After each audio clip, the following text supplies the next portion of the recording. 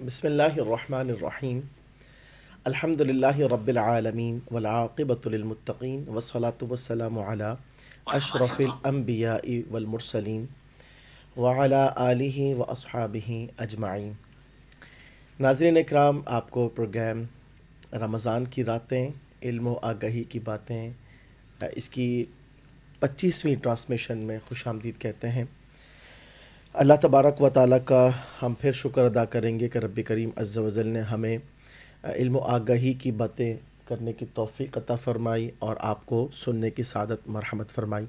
رب کریم ہمیشہ علم سے ہمارا یہ رشتہ جوڑے رکھے، آمین اور ہمیں علم نافع عطا فرمائے، اور ایک ایسا علم ہو کہ جس سے ہمارا قلب بھی روشن ہو، ہمارا ظاہر بھی بہتر ہو، اور ہم معاشرے کے اندر ایک علمی اور شعوری میدان کے اندر اپنا کچھ کردار ادا کرنے میں کامیاب ہو سکیں۔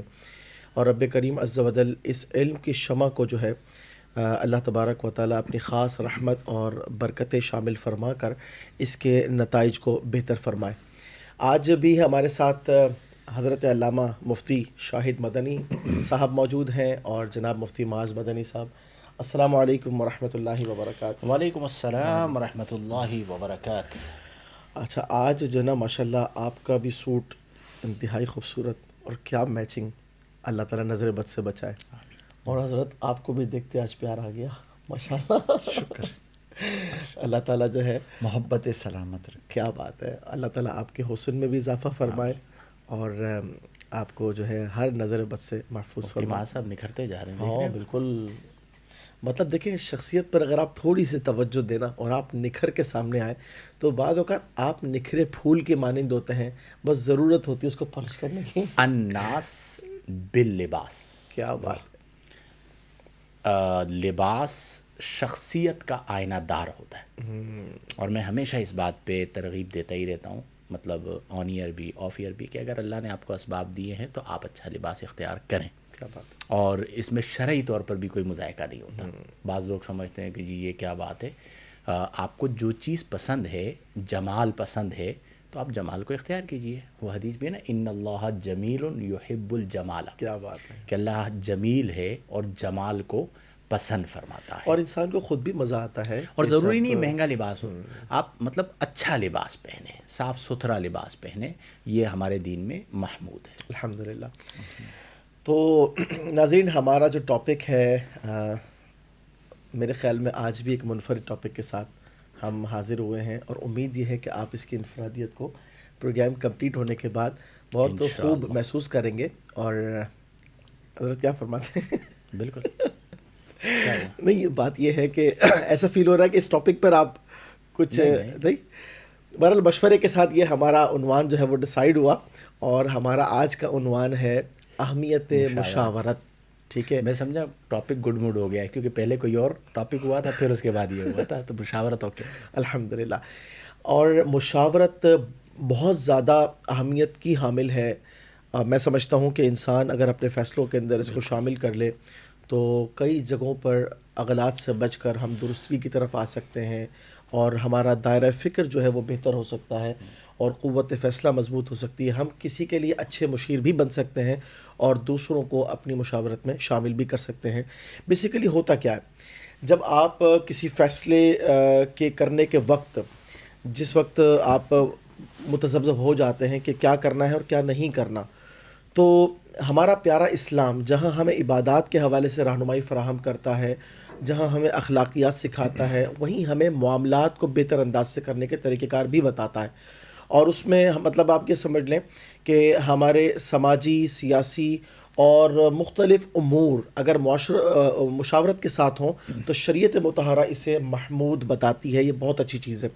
تو آپ اپنے فیصلے کے وقت جب صاحب الرائے لوگوں سے اور مخلص لوگوں سے مشورہ کرتے ہیں، اپنے آپ کو اغلاط سے بچاتے ہیں اور درستگی کو پاتے ہیں۔ تو اپنے ٹاپک کو آگے بڑھاتے ہیں، اور مفتی شاہد صاحب حضرت آپ یہ فرمائیں، مشورہ جو ہے وہ کریں تو کیا فائدہ ہے، نہ کریں کیا نقصانات ہیں، اور کیا انسان کو مشورہ کرنے میں جھجک ہونی چاہیے یا بے جھجک مشورہ کرے، اور مختلف حوالوں سے گفتگو فرمائیں۔ بسم اللہ الرحمن الرحیم، هو القادر هو الحق هو المعین، جزاکم اللہ. آج کا موضوع بھی آپ کی مشاورت پر الحمدللہ فائنل ہوا اور بڑا اچھا موضوع ہے مشاورت. ہمارے معاشرے میں جب ہم سب غور کرتے ہیں تو اچھے مشیر ختم ہوتے جا رہے ہیں، ایسے ہی. اور ایک بیماری ہے عقل کل ہونا. یہ مرض بھی بہت سارے لوگوں کو چمٹا ہوا. کچھ لوگوں کو تو شعوری طور پر چمٹا ہوا ہے اور کچھ لوگوں کو لاشعوری طور پر چمٹا ہوا ہے کہ جب بندہ اپنے آپ کو عقل کل سمجھتا ہے نا تو وہ پھر مشورہ نہیں کرتا. اچھا، بعض جگہ ایسی ہوتی ہیں کہ جہاں پر مشورہ وہ کیا کہتے ہیں خانہ پوری کے طور پہ کر بھی لیا جائے تو جو مشورہ مانگ رہا ہوتا ہے وہ بھی کسی اور دماغ میں مطلب کسی اور سوچ میں گم ہوتا ہے، اور جو مشورہ دے رہا ہوتا ہے وہ بھی سطحی طور پہ بس کہہ رہا تھا یار یوں یوں یوں کر لو، اور اس کے بعد کئی بار ایسا ہوتا ہے کہ غلط مشورہ بندے کو مروا دیتا ہے. تو سب سے پہلے یہ سمجھنا چاہیے کہ زندگی میں مشورہ بہت زیادہ امپورٹنٹ ہے. اس کی وجہ یہ ہے کہ مشورہ کب کیا جاتا ہے؟ فیصلے کے وقت. اور اگر کسی نے آپ کو غلط مشورہ دے دیا اور آپ نے غلط فیصلہ کر لیا تو آپ کی پوری زندگی پر اس کا اثر آتا ہے. اور ہمارے دین میں مشورہ کرنے کی باقاعدہ یعنی وہ آئے مبارکہ نا وشاورہم فی الامر. نبی کریم صلی اللہ علیہ صلی اللہ علیہ وسلم وسلم. کو اللہ نے عقل کامل عطا فرمائی. صرف ایک ذات ہے مخلوق میں جن کے بارے میں ہم یہ فیصلہ کر سکتے ہیں، یا انبیاء کی ذوات کہہ لیجئے آپ، وہ طبقہ عقل کامل ہے. اس کے باوجود اللہ کریم اپنے محبوب کو فرما رہا ہے وشاورہم فی الامر کہ اے محبوب صلی اللہ علیہ وسلم آپ معاملے میں ان سے مشورہ فرمائیے. اور نبی کریم صلی اللہ علیہ وسلم نے مشورہ کیا. نبی کریم صلی اللہ علیہ وسلم نے مشورے کی وجہ سے اپنے فیصلے کو تبدیل فرمایا. غزوہ خندق والا جو معاملہ تھا. تو اس کا مطلب یہ ہے کہ ہمیں بھی اپنی زندگی میں مشورہ کرنا چاہیے. اچھا، کچھ لوگ کیا ہے وہ مشورے کا ڈرامہ کرتے ہیں. کیا مطلب؟ پہلے فیصلہ کر لیتے ہیں، اس کے بعد اپنے ادارے کے سارے مدرسین کو بلائیں گے، آؤ ادھر آؤ بیٹھو، ساروں کو لائن سے بٹھائیں گے، تمہارا کیا مشورہ ہے، تمہارا کیا مشورہ ہے، تمہارا کیا مشورہ ہے. سب سے مشورہ لیں گے، اس کے بعد بولیں گے نہیں میں نے یہ فیصلہ کیا ہے کہ یہ بلائے. تو بھئی بلایا کیوں تھا؟ اگر مشورہ صرف خانہ پوری کرنی تھی، رسم پوری کرنی تھی تو بلواتے ہی نہیں. مشورے کا تو مطلب یہی ہے کہ بالکل اپنے آپ کو اپنے لیول سے تھوڑا سا نیچے لے کر آئیں اور دل سے اس بات کو تسلیم کریں کہ میرے بھائی مشورہ ذلت نہیں ہے، مشورہ آپ کے منصب کے منافی نہیں ہے، مشورہ کرنے کی وجہ سے آپ کوئی شاہد سے زاہد نہیں بن جائیں گے. ٹھیک ہے؟ اور مشورہ اگر آپ نیچے والے کا قبول کرتے ہیں تو آپ کی عزت میں اضافہ ہوتا ہے. اچھا، پھر بعض اوقات یہ سمجھا جاتا ہے کہ جی ایک طبقہ وہ ہے جو نیچے، ایک طبقہ وہ ہے جو ہم عصر ہے، ایک طبقہ وہ ہے جو سینئر ہے. 3 طبقات ہیں نا. مشورہ تینوں سے کیا جا سکتا ہے. ضروری نہیں ہے کہ ہمیشہ مشورہ سینئر سے لیا جائے یا کم از کم ہم عصر سے. کئی بار آپ کا شاگرد آپ کو اچھا مشورہ دیتا ہے، بیٹا آپ کو اچھا مشورہ دیتا ہے. یعنی باپ اور بیٹے میں بھی مشاورت ہونی چاہیے فیملی کے اندر. ٹھیک ہے؟ کئی بار بیٹے کے مشورے پر جو فیصلہ کیا جاتا ہے وہ نافع ہو جاتا ہے. شاگرد اچھا مشورہ دیتا ہے، شاگردوں سے مشورہ کیا جائے. نوکر اچھا مشورہ دیتا ہے. آپ کی کمپنی میں آپ نے کچھ فیصلے امپلائیز کے مشاورت پر اس کو بہتر بنایا، مجھے پتہ ہے ذاتی طور پہ. تو اگر اچھا مشورہ ہے جو کمپنی کی جو ہے وہ فائدے کے اندر ہے تو آپ اس مشورے کو قبول کرتے ہیں. گویا کہ لب لباب یہ ہے کہ وہ یعنی اپنے آپ کو عقل کل سمجھنا، میرے فیصلے کی مضبوطی ہے. کئی بار ایسا ہوتا ہے توجہ نہیں ہوتی، بندہ ذہین ہوتا ہے لیکن اس کی کوئی جہت اس کے پیش نظر نہیں ہوتی. تو نبی کریم صلی اللہ علیہ وسلم نے مشورہ کیا، مشورے کی وجہ سے فیصلہ بدلا. آقا کریم صلی اللہ علیہ وسلم نے فرمایا ما خاب من استخارا ولا ندم من استشارا. جس نے استخارہ کر لیا وہ خائب و خاسر نہیں ہوا، جس نے مشورہ کر لیا وہ نادم نہیں ہوا. تو آپ مشورہ کریں، اور مشورہ آپ کے فیصلے کی بہت ساری جہتوں کو کھولتا ہے. ہمیں اس پر میں سمجھتا ہوں مزید بات کرنی چاہیے کہ ہمارے معاشرے میں خوف ہوتا ہے کہ یار میں اس سے مشورہ کروں گا تو اس کو میری بات پتہ چل جائے. میں اس سے مشورہ کروں گا یہ کہیں مجھے غلط مشورہ نہ دے دے، یہ خوف ہوتا ہے. اور واقعتاً ایسے مخلص مشیر، پہلے کیا ہوتا تھا جن سے مشورہ کیا جاتا تھا نا، وہ اپنے سارے کام کاج چھوڑ کر اس بندے کے لیے اپنے آپ کو مکمل حاضر کر کے توجہ کے ساتھ جو ہے وہ مشورہ دیتا تھا. اب ہمارے ہاں اگر کسی سے مشورہ مانگ بھی لیا جائے تو اس کا چونکہ اس مسئلے سے لینا دینا نہیں ہوتا، تو وہ اس کو کیا کرتا ہے، اردو میں مینوپولیٹ کر دیتا ہے، یا وہ کیا کہتے ہیں، نمٹانا، کہ وہ نمٹا دیتا ہے. وہ اچھا وہ مشورہ دے کے وہ بھی بھولا ہوا ہوتا ہے کہ میں نے کیا مشورہ دیا تھا. تو یہ ایک اہم چیز ہے کہ مشورہ ایک امانت ہے، ایک ذمہ داری ہے، اسے حسن خوبی کے ساتھ نبھایا جائے. کیا بالکل ایسے ہی ہے. وہی تسلسل قرآن و حدیث کا، اسی میں ایک آیت مبارکہ کا حصہ ہے نا، وَأَمْرُهُمْ شُورَى بَيْنَهُمْ. ان مسلمانوں کا تو معاملہ ہی یہ ہے کہ یہ باہمی مشاورت سے چلتے ہیں. اور حقیقت یہی ہے کہ حضور اکرم صلی اللہ علیہ وسلم کی ہم سیرت مبارکہ کو دیکھیں تو ایسے ایسے انداز سے حضور کی زندگی میں مشورے لینے یا دینے کے معاملات آتے ہیں کہ عقل دنگ رہ جائے. مطلب ایک جنگ کا موقع ہے، بات ہو رہی ہے کہ کفار اور مشرکین بڑی طاقت کے ساتھ ہم پر حملہ آور ہوں گے. عرب لوگ صرف دو انداز سے جنگ کرنا جانتے ہیں، ایک یا تو میدان میں نکل کر شہر سے باہر، یا شہر کے اندر رہتے ہوئے قلعے میں بند ہو کر. پر یہ تب ہوتی تھی کہ جب قلعے کی دیواریں ہوں. مدینہ جو سابقہ یثرب تھا، مدینہ طیبہ، یہاں کی سچویشن بہت ڈفرینٹ تھی. ایسے موقع پر عربوں کے جو جرنیل مزاج کے جو صحابہ اکرام تھے، انہوں نے اپنے اپنے مشورے دیے. اور ایک گروپ تھا کہ جو کہتا تھا ہم باہر جائیں تاکہ اگر بالفرض ہمیں پسپائی کا سامنا کرنا بھی پڑے تو پیچھے ہماری عورتوں، بچوں، بوڑھوں کو تھوڑا سا وقت مل سکے اپنی سیفٹی سیکیورٹی کے میجرز لینے کا. دوسروں کا کہنا یہ تھا کہ اگر ہم باہر گئے تو جو ظاہری اسباب کے تحت ہے تو ہم بہت کمزور سچویشن میں ہیں اور سامنے والا بڑا تم تراک کے ساتھ ہم پر حملہ آور ہو رہا ہے. لہٰذا اس سچویشن کے اندر بہتر ہے کہ اندر کی گلیاں ہم جانتے ہیں، وہ نہیں جانتے، تو یہاں پر ہم مضبوط جو ہے دفاع کر سکیں گے. ایسے میں ایک ایسا مشورہ آیا ایسے شخص کی طرف جو عربی نہیں تھا، اجمی تھے، حضرت سلمان فارسی رضی اللہ. اچھا، وہ عام طور پر صوفی مزاج صحابہ کے اندر جو ہے شمار کیے جاتے ہیں. اور انہوں نے عرض کی حضور ہم نے تو اپنے ایریا میں اس طرح کا معاملہ دیکھا ہے باقی، اور آپ صلی اللہ علیہ وسلم نے ان کی رائے کو قبول فرمایا. اچھا، یہاں پہ یہ جو مشورہ ہے، مشورہ لینا، مشورہ کرنا کم علمی، کم فہمی کی علامت ہے ہی نہیں. بالکل ایسے ہی. مطلب یہ ایک جو لاشعور میں بیٹھا ہوا ہے نا لوگوں کے، آپ سوچئے نا، کیا دکان کھولنا پیسے نہ ہونے کی علامت ہے؟ مطلب میں دکان کھول رہا ہوں، ٹھیک ہے، پیسہ میں نے کمانا ہے، لیکن اس کا مطلب یہ نہیں ہے کہ میرے پاس پیسے ہی نہیں ہے تو میں دکان کھول رہا ہوں. اسی طرح ذہانت، فطانت، فیصلہ سازی، قابلیت، سب چیزیں اپنی جگہ ہیں، اس کے باوجود بھی میں مشورہ لے رہا ہوں یا مشورہ کر رہا ہوں. یوں ہی سچی بات یہ ہے کہ معاملات دو طرفہ ہوتے ہیں. آج میں اخلاص کے ساتھ مشورے دینے والا بنوں، کل انشاءاللہ مجھے بھی اخلاص کے ساتھ مشورے ملیں گے. دیکھیں نا، آپ سلام کو عام کرتے ہیں، آپ آگے بڑھ بڑھ کے سلام کرنے والے بن جائیں، لوگ آپ کو جواب میں سلام کہنا شروع ہو جائیں گے. یہاں پہ مشورے کا ماحول ہی مٹ کے رہ گیا. حالانکہ دنیا بھر میں یہ ڈسپلن قائم ہے کہ باقاعدہ مشاورت کے گروپس بنائے جاتے ہیں، ان کو آرگنائز کیا جاتا ہے. یہ جو کلینک کہلاتے ہیں کنسلٹنسی کلینک، یہ کیا ہے؟ یہ مشورہ کلینک ہے. یہ وہ نہیں ہے کہ آپ کی زندگی موت کی ایمرجنسی اور کیجولٹیز کا کوئی انسٹیٹیوشن ہو. نہیں نہیں، وہ کنسلٹنسی کلینک ہے. وہاں پہ بات ہی یہ ہے کہ آپ نے ڈاکٹر کو پینا ہے.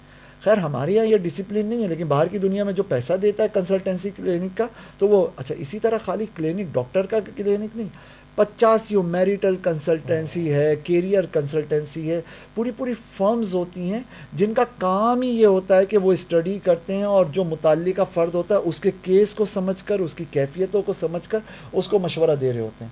ہمارے یہاں بھی وہ جو وزیر مشیر کا نظام ہے، اللہ معاف کرے، ایک مطلب وزیر پتہ نہیں ان سے مشورہ کرتا بھی ہوگا نہیں کرتا ہوگا، لیکن مشیر کے عہدے پہ جو آتے ہیں ٹھیک ٹھاک ٹاٹ باٹ ہوتے ہیں ان کے. اور یہ بات بالکل درست ہے کہ مشیر صرف مرواتے نہیں ہیں بلکہ گڑواتے ہیں باقاعدہ. مجھے یاد آ رہا ہے مولا کائنات حضرت علی المرتضیٰ شیر خدا رضی اللہ عنہ سے کسی نے کہا کہ حضرت عمر فاروق اعظم رضی اللہ عنہ کا جو دور خلافت تھا اس میں اتنی شورشیں نہیں تھیں، اتنی جنگیں نہیں تھیں، اور اتنے زیادہ جو ہے وہ بغاوت والے معاملات نہیں تھے، لیکن آپ کا جو دور خلافت آیا ہے اس میں ہمیں بہت زیادہ معاملات نظر آ رہے ہیں. مولا کائنات علم کے شہر کا دروازہ ہیں. آپ نے فرمایا مسئلہ یہ ہے کہ حضرت عمر کے مشیر ہم تھے اور ہمارے مشیر تم ہو. ٹھیک ہے, یعنی مشاورت سے فیصلوں میں کتنی تبدیلی آتی ہے. اب انہوں نے گویا کہ ایک اصول دے دیا کہ اگر آپ غلط بندے سے مشورہ کرتے ہیں, اچھا اب یہ بھی ایک بات ہے کہ صحیح بندے ملتے کہاں ہیں. ہم تو بات کر لیں گے مشورے کے اوپر, ٹھیک ہے. اب لوگوں کی زندگی میں یہ بھی ایک بہت بڑا مسئلہ ہے کہ آج کا جو زمانہ آ چکا ہے نا میرے بھائی, یہ بڑا خطرناک زمانہ ہے. اس کے اندر واقعتاً اگر آپ اچھے بندے ڈھونڈنے جائیں, ہم یہ نہیں کہتے کہ مطلب نایاب ہیں, لیکن کامیاب ضرور ہیں.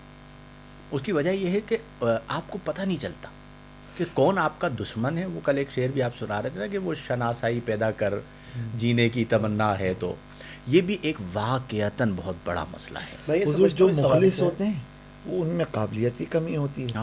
اچھا جو قابل ہوتے ہیں وہ ڈیڑھ ہوشیاری کی طرف چلے جاتے ہیں. اس میں ایک چیز اور بھی ہے کہ جب آپ کسی چیز کو ویلیو دیتے ہیں نا, اور آپ کو پتہ ہے کہ بھئی مجھے اس کی ایک ریکوائرمنٹ ہے, ٹھیک ہے, تو پھر ڈیمانڈ کریٹ ہوتی ہے. اور جب ڈیمانڈ کریٹ ہوتی ہے تو پھر سپلائی بھی آتی ہے. بات یہ ہے کہ ڈھونڈنے سے کیا چیز نہیں ملتی. اور ہمارے پاکستان کے اندر ہماری جو قوم ہے, آپ یقین کریں جتنے زاویوں سے یہ چیزوں کو دیکھتی ہے نا, مطلب وہ نہیں بال کی کھال نکالنا, تو بات یہ کہ لوگ تو پائے جاتے ہیں لیکن آپ کو ایسے لوگ بنانے پڑتے ہیں. مطلب ایک تو عام چیز ہے وہ تو آپ کو ہر جگہ پڑی ہوئی مل جائے گی, لیکن جو خاص چیز ہے وہ اس کے لیے آپ کو کچھ ایفرٹ کرنی پڑے گی, کچھ تلاشنا پڑے گا, ٹائم دینا پڑے گا.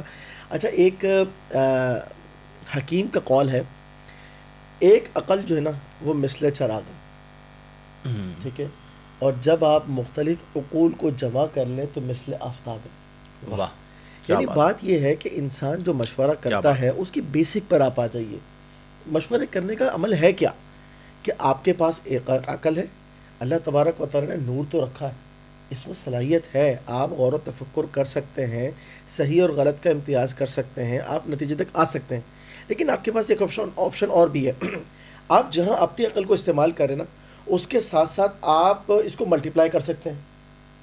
آپ دیگر عقل مندوں کو اگر آپ اپنے مشورے میں شامل کر لیں تو پھر فیصلہ ایک عقل نہیں کر رہی بلکہ عقول کا مجموعہ کر رہی ہے. اور وہی جو مسلمانوں کی خاص صفت ہے کہ وہ مشورے کے ساتھ معاملات کو آگے بڑھاتے ہیں. سیدنا علی المرتضیٰ رضی اللہ تعالی عنہ کا ایک قول ہے مشورے کے حوالے سے, اور یہ جو لوگ مشورہ کرنے سے کتراتے ہیں اس میں ایک بڑی وجہ آپ نے بیان فرمائی. آپ نے فرمایا کہ من استبد برأیہ ہلک, جو شخص اپنی رائے پر اڑ گیا وہ ہلاک ہو گیا. اور فرمایا کہ ومن شاور الرجال, جس نے صاحب الرائے لوگوں سے مشورہ کیا تو شارکہا عقولہا, وہ ان کی عقلوں میں شریک ہو گیا.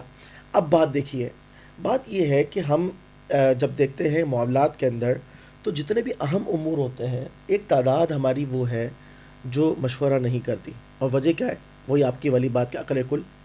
بھائی آپ غور کیجئے نا کہ کیا ہم سے غلطی نہیں ہوتی؟ بحیثیت انسان بالکل ہو جاتی ہے. بہت سوچ سمجھنے کے بعد بھی آپ صحیح نتیجے تک نہیں پہنچ سکتے. آپ کو ضرورت ہوتی ہے ایک گائیڈ لائن کی جو آپ کو, اچھا دیکھیے ہوتا کیا ہے کہ انسان جس وقت مشورہ کرتا ہے تو بہت ساری چیزیں جو پیش نظر نہیں تھیں, حالانکہ آپ کی آنکھیں کھلی ہیں, دماغ آپ کا حاضر ہے, لیکن وہ جو دیگر جو مشورے ہیں نا وہ آپ کی آنکھوں کو کھول دیتے ہیں. اس کا مطلب یہ کہ اللہ تبارک و تعالی نے خاص بینائی رکھی ہے. اور مطلب اس کے اندر ہم یہ دیکھیں نا تو مشورہ لینے میں اگر آپ خود صاحب الرائے ہیں اور آپ انتخاب کر سکتے ہیں کہ مجھے کس کی رائے کو ترجیح دینی چاہیے, تو اس میں صرف اور صرف آپ کا فائدہ ہی ہے. اس میں دیکھیں ایک اور پہلو جوڑیں اس بات کے ساتھ, مردم شناس ہونا یہ بہت امپورٹنٹ ہے. بالکل ایسے آپ کو گاڑی کا انجن بنانا ہے تو آپ ٹائر والے سے مشورہ نہیں کریں گے, آپ کس سے مشورہ کریں گے؟ مکینک سے. ٹھیک ہے, آپ کو موبائل لینا ہے تو آپ سبزی والے سے مشورہ نہیں کریں گے, آپ کس سے مشورہ کریں گے؟ موبائل والے سے. ہمارے ہاں یہ اصل میں وہ کہتے ہیں نا آوے کا آوا بگڑا ہوا ہے, پورا سسٹم ہی خراب ہے. یعنی مشیر مملکت کا اگر میں آپ کو بتاؤں نا کہ کن کن لوگوں کو اس وقت مشیر لگایا جا رہا ہے, ان کو بندہ اپنی دکان پہ سیلز مین نہ لگائے. ٹھیک ہے. اوپر سے آپ شروع ہو جائیے اور نیچے تک آ جائیے تو آپ کو پورا بیڑا ماشاء اللہ سے جو ہے نا وہ 100% غرق ملے گا کہ تھوڑا بہت ہو تو اسے بندہ بچا بھی لے. اب یہ بڑی واضح سی مثال ہے کہ مردم شناس ہونے کا مطلب کیا ہے کہ آپ کو سب سے پہلے بندے کا انتخاب ہو کہ میں جس سے مشورہ کرنے جا رہا ہوں وہ مشورے کا اہل ہے یا نہیں. اب کوئی جرت والا فیصلہ کرنا ہے اور آپ نے مشورہ کر لیا بزدل سے تو وہ تو آپ کا بیڑا غرق کروائے گا. وہ آپ کو بولے گا نہیں نہیں نہیں بھائی مسئلہ وسلہ نکل آئے گا, پڑا ہو جائے گا, کوئی ایسا وسلہ نہیں کر رہا, وہ آپ کو اور زیادہ مروا دے گا. تو پہلا درجہ کیا آیا کہ ہمیں اس بات کی اہلیت پیدا کرنی ہے بالکل صحیح بات. کہ ہم مشورہ کس سے کریں اور تھوڑا سا اسے بیٹھ کے تفکر کر لیں کہ بھئی یہ لوگ میری روابط میں آتے ہیں اور ان میں یہ بندہ مجھے لگتا ہے کہ مشورے کا حل ہے. اچھا جو آپ کو لگتا ہے نا وہ آپ کو صرف صورتاً نہ لگے, چونکہ بعض لوگ ایسے ہوتے ہیں جو صورتاً بہت ہی زیادہ کوئی قابل نظر آ رہے ہوتے ہیں لیکن ان کی اندر والی جو قابلیت ہے وہ بالکل بھی نہیں ہوتی. تو آپ ان سے پہلے واسطہ پڑا ہوا ہو. اگر آپ ظاہری حلیہ دیکھ کر مشورہ کر لیں گے تو آپ مار کھا جائیں گے. تو جن سے آپ کا واسطہ پڑ چکا, کئی بار ہم کلام ہو چکے, تو آپ کو اندازہ ہوگا کہ یار یہ بندہ اس چیز کے اندر ماہر بھی ہے اور مخلص بھی ہے, تو اس سے مشورہ کریں. ایک بات تو میں یہ کہنا چاہ رہا تھا. دوسرا, بعض جگہوں پر دیکھا ہے کہ گھر میں مشورے کا ماحول ہی نہیں بناتے. ٹھیک ہے, یعنی گھر کے اندر جو سربراہ ہوتا ہے وہ کہتا ہے میں نے جو فیصلہ کر دیا, ابا نے بول دیا, بات ختم. ٹھیک ہے, یا کہیں پر اگر ہوم منسٹری کی حکومت ہے تو وہاں پر یہ کہ اماں نے بات بول دی تو بات ختم. یہ جو مشورہ ہے چھوٹی چھوٹی چیزوں پہ, اپنے بچوں سے مشورہ کرنا, یار میں یہ LCD لینا چاہ رہا ہوں, کیا خیال ہے بیٹا, دیکھو ذرا کون سی والی LCDs اچھی ہیں. اب اس کے اندر ایک ہمت پیدا ہوتی ہے. اگر آپ نے بچپن سے ہی گھر میں مشاورت کا ماحول بنایا اور گھر والے سارے اس مشورے کے اندر شریک ہو رہے ہیں تو آپ کا فیصلہ اچھا ہوگا. اور اگر کہیں غلطی میں مطلب بالفرض غلط فیصلہ ہو بھی گیا تو وہ سارا جو بلیم ہے وہ ایک بندے پہ نہیں آئے گا. بالکل ایسا. بھائی سارے جو ہے وہ اس مشاورت کے اندر شامل تھے. تو اس چیز کو لانا چاہیے. اور بعض گھروں میں چیز بچوں کی تربیت میں کتنا بڑا کردار بہت بڑا کردار ان کے ذہن کو وسیع کرنا, کانفیڈنس ان میں بلڈ اپ کرنا. اچھا بعض گھروں میں ایک مسئلہ عکس بھی چل رہا ہے, وہ یہ ہے کہ وہ بیٹھتے مشورہ کرنے کے لیے ہے اور کر پھڈا دیتے. مناظرہ ڈیبیٹ سٹارٹ ہوتے ہیں, بیٹھے تھے, مناظرہ ہو پھر بھی سمجھ میں آتا ہے, جھگڑے ہو جاتے ہیں, اٹھ کے سارے چلے جاتے ہیں اور وہ تجربہ اتنا جو ہے وہ خراب جاتا ہے کہ کہتے ہیں یار آئندہ جو ہے نا وہ گھر والوں کو مشورے کے لیے بٹھانا نہیں ہے. اس پہ تھوڑی بات کیجیے. میں اس پر ایک چیز آپ کو پہلے عرض کرنا چاہوں گا. میں نے اپنے والدہ محترم کو دیکھا, میرے خیال میں ہماری ایج ہوگی شاید 9 سال میری ایج, ٹھیک ہے, اور اس پر ایک دفعہ ابو نے کہا کہ آپ لوگ بیٹا بیٹھیں, ایک مشورہ کرنا ہے, فلاں معاملہ ہے اور اس کے اوپر. تو میں یہ سمجھتا ہوں کہ وہ جو دن تھا نا وہ تھا ایک مطلب مستقبل کے روشن ہونے کا دن, جس نے پہلی شمع اس وقت جلائی کہ ہمیں اپنے دماغ کو استعمال کرنا ہے.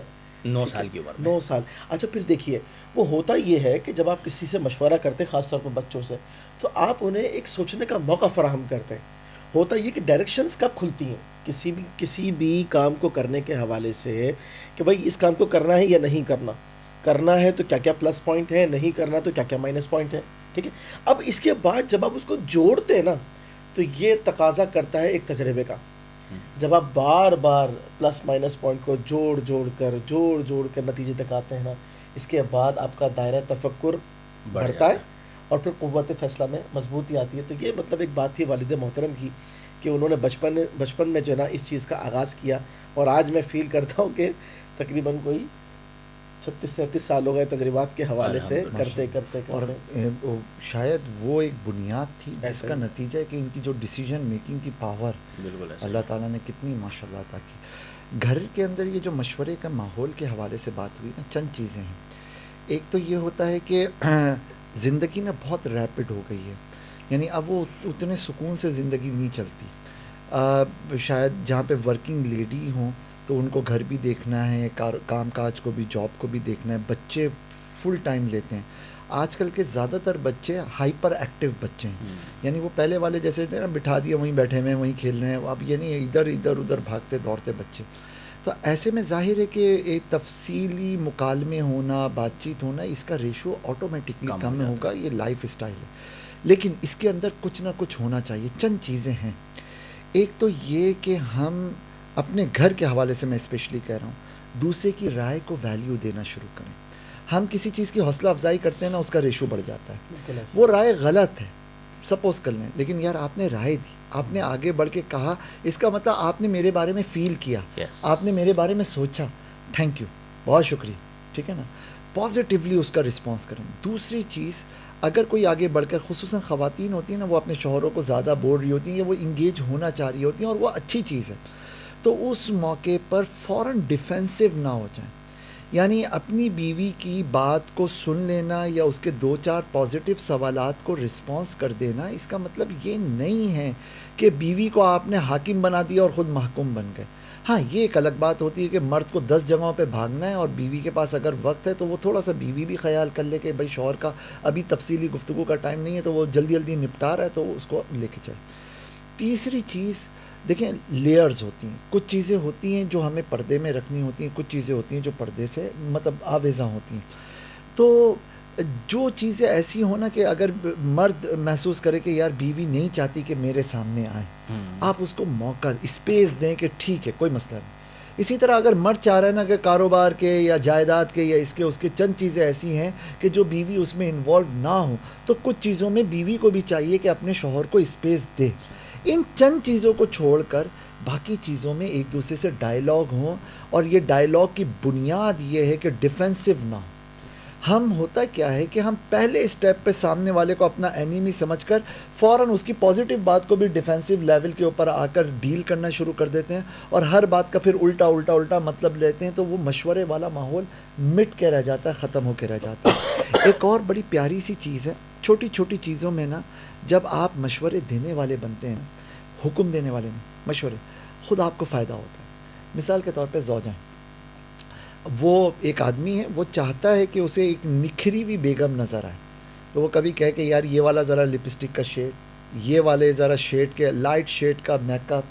اچھا آج نماز میں ہم دونوں کیا خیال ہے 2 رکعت نفل ساتھ مل کے پڑھ لیں، آج سورہ کہف اس جمعے آپ پڑھیے گا میں سنوں گا.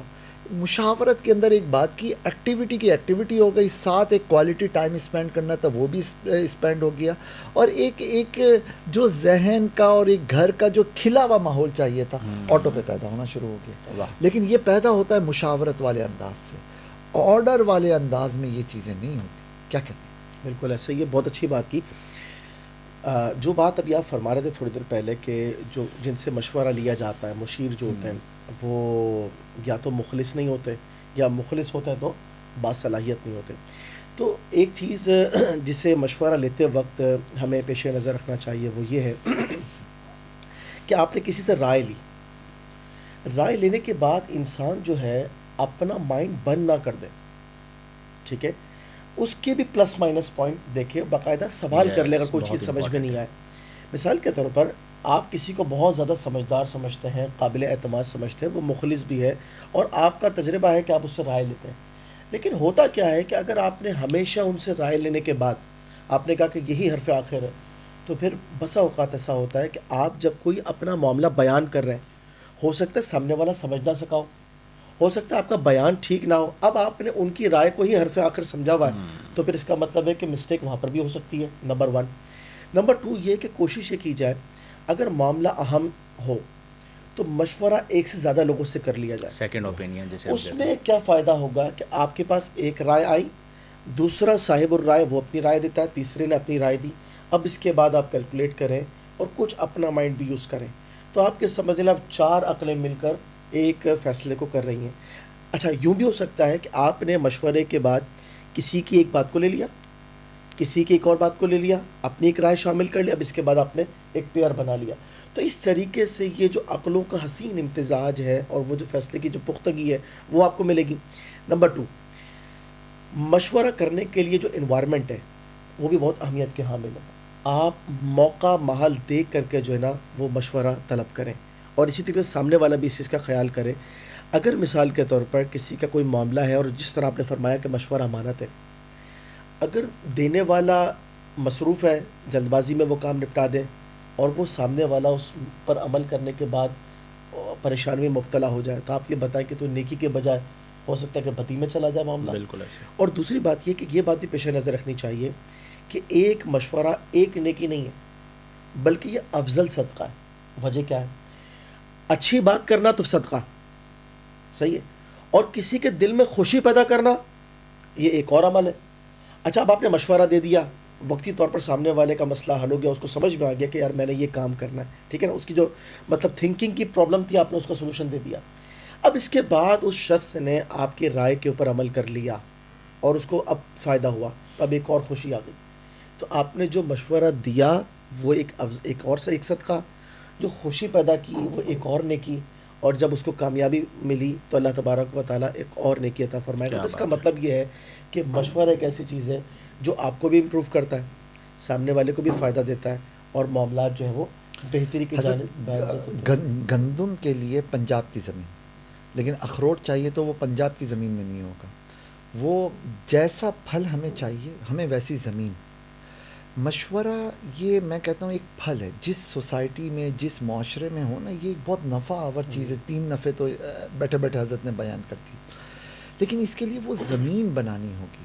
اور زمین تب بنے گی جب نمبر 1 لوگ کھلی زندگی گزاریں.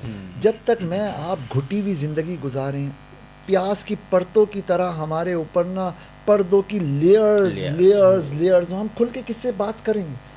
دوستوں میں الگ رنگ، رشتہ داروں میں الگ رنگ، پروفیشنل لائف الگ، اور ہر جگہ بناوٹی. اور بلا وجہ کی یہ جو اپنے بنائے ہوئے ہمارے بندھن ہیں، ان بندھنوں کی وجہ سے ہم کسی سے اپنی ریئل بات کو شیئر ہی نہیں کر سکتے. ارے کھل کے سانس نہیں لے پا رہے آج کل ہمارے لوگ. یاد کرانا پڑتا ہے کہ بھئی کیا ہو گیا، کیوں تمہارے چہرے کا رنگ اڑا ہوا.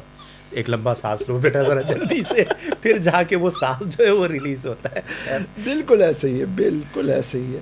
تو یہ زمین ہے، آپ جب کھلیں گے آپ فریش ہوں گے، سچی کھری خالص زندگی گزار رہے ہوں گے، تب آپ کے لیے دسیوں موقع ہوں گے. اچھا مشورہ کوئی ایسی چیز نہیں ہے کہ جو بہت ہی فارمل ہو کہ میٹنگ بلائی جائے تو یہ ہو وہ مشورے کی کچھ شکلیں ہوں گی. چلتے پھرتے اٹھتے بیٹھتے کھڑے بیٹھے جو ہے نا باتیں ہو رہی ہوتی ہیں، اور اس میں چیزیں ڈسکس ہو کر نکھر رہی ہوتی ہیں. یوں ہی کئی چیزیں ایسی ہوتی ہیں، چھوٹی چھوٹی چیزیں، بات ہوئی وہ حل نکل آیا، اس نے یہ بتا دیا اس نے وہ بتا دیا، کتنا ٹائم سیو، کتنی انرجی سیو، اور یوں ہنستے مسکراتے چیزیں آگے بڑھ رہی ہوتی ہیں. ایک اور بات کہوں، ایک ہے مشورہ، ایک ہے فیصلہ. ٹھیک ہے، اب آپ نے مجھے دیا مشورہ، میری مرضی ہے بھائی میں قبول کروں یا نہ کروں. ہمارے ہاں جس بات پہ جھگڑا ہو جاتا ہے وہ کیا ہے کہ میرا مشورہ کیوں نہیں مانا. تو سب سے پہلے اور اگر ماننا نہیں تھا تو لیا کیوں بھائی. تو بھائی مشورے کا لیول طے کرنا ضروری ہے کہ مشورے کا مطلب ہی یہ ہے کہ چاہے اسے مانے چاہے اسے نہ مانے. آپ نے فیصلہ تھوڑی سنایا ہے. مشورے کا مطلب یہی ہے کہ آپ اس کو اسی درجے پہ رکھیں کہ سامنے والے کو یہ اختیار حاصل ہے کہ اسے قبول بھی کیا جا سکتا ہے اور اسے رد بھی کیا جا سکتا ہے. اچھا ایک چیز تو یہ. دوسرا جو پہلو ہے نا وہ ہے ضبط. واہ، یہ بہت امپورٹنٹ پہلو ہے. ہمارے ہاں سب سے بڑا مسئلہ ہے تل ملا جانا، جسے کہتے ہیں نا مرچی لگ جانا. ٹھیک ہے، بات کریں گے ایک سوچ کے ساتھ، مجلس مشاورت قائم کی جائے گی. اب مشورے شروع ہو گئے. اب بعض لوگوں کا مزاج کیا ہوتا ہے کہ وہ جو اپنا ذہن بنا چکے اس کے خلاف کوئی بھی بات آتی ہے نا تو ان کے اندر سے اضطراب شروع ہو جاتا ہے. وہ اضطراب چہرے پہ نظر آنا شروع ہو جاتا ہے، اور وہ بیچ میں چاہتے ہیں کہ یہ بات اس طرح ہو کہ سامنے والے کا مشورہ جو ہے نا وہ کسی صورت ایکسیپٹ نہ کیا جائے. یہ ہے باطنی کمزوری، ضبط کی کمی. میں ہمیشہ اس بات پہ زور دیتا ہوں کہ ہمارے ہاں بڑے بڑے لوگوں میں ضبط ختم ہے. وہ آرام سے بیٹھتے ہی نہیں، ضبط ہی ان کے اندر موجود نہیں ہوتا. جتنا آپ کا ضبط بڑھتا ہے اتنا آپ کا بست بڑھتا ہے. حضرت بات یہ ہے کہ لوگ مشورہ پورا سننے کا بھی ضبط نہیں رکھتے. Yes. یعنی بات یہ کہ ایک شخص اپنی رائے دے رہا ہے اور اس رائے دینے کے حوالے سے اوپر سے پکڑو، ایک شخص جو ہے ایسے پکڑو، ایسے پکڑو. آپ بولتے ہیں ایک شخص جو ہے وہ اپنی رائے دے رہا ہے تو سننے والوں کے پاس بعض اوقات اتنا ضبط نہیں ہوتا کہ وہ مکمل بات کو سنیں. تو بیسیکلی ہے کیا، جس طرح مفتی صاحب بھی فرما رہے ہیں کہ ضبط بڑھانا چاہیے، یعنی حوصلہ بڑھایا جائے سننے کا بھی اور سنانے کا بھی. جب کسی کی بات کوئی شخص کر رہا ہو تو طریقہ کار یہ ہے کہ پوری بات سنی جائے، اور جب آپ کا موقع آئے تو آپ اچھے انداز سے مرتب الفاظ میں آپ اپنی پوری بات کہیں. اچھا اس میں ایک چیز اور بھی ہے. اچھا ایک یہاں پہ رک کے اسی سے ایک اور بات جوڑ دیں کہ میں نے مشورہ دیا یا آپ نے مشورہ دیا، ہم بیٹھے، اب آپ نے کسی دلیل کے ساتھ میرا مشورہ اڑا دیا، تو میرے اندر یہ ضبط ہونا چاہیے کہ نہ صرف میں اسے ایکسیپٹ کروں بلکہ میں آپ کی مدح کروں. بالکل کہ یار آپ نے یہ جو بات کی نا، ہمارے یہاں کیا کرتے ہیں، نظریں چرانا شروع کر دیتے ہیں، کٹنا شروع کر دیتے ہیں، ہٹنا شروع کر دیتے ہیں. وہ جو کردار اور شخصیت کے اندر کمی ہے اسے دور کرنا ضروری ہے کہ بھئی مشورے کے لیے جب بیٹھے تو یہ پاسبل ہے، آپ اکیلے کل نہیں ہیں. میں ہمیشہ کہتا ہوں کہ زندگی کے اکثر مسائل ختم ہو سکتے ہیں. کس طریقے پر؟ جب آپ اپنی غلطی کو فیاضانہ طور پر تسلیم کرنے کی جرت پیدا کریں. بالکل صحیح بات ہے. آپ لوگ اس بات کو بخوبی جانتے ہیں کہ اگر غلطی ہوتی ہے اور مجھے بتایا جائے، میں 2 ٹوک کہتا ہوں بھائی یہ غلطی ہے.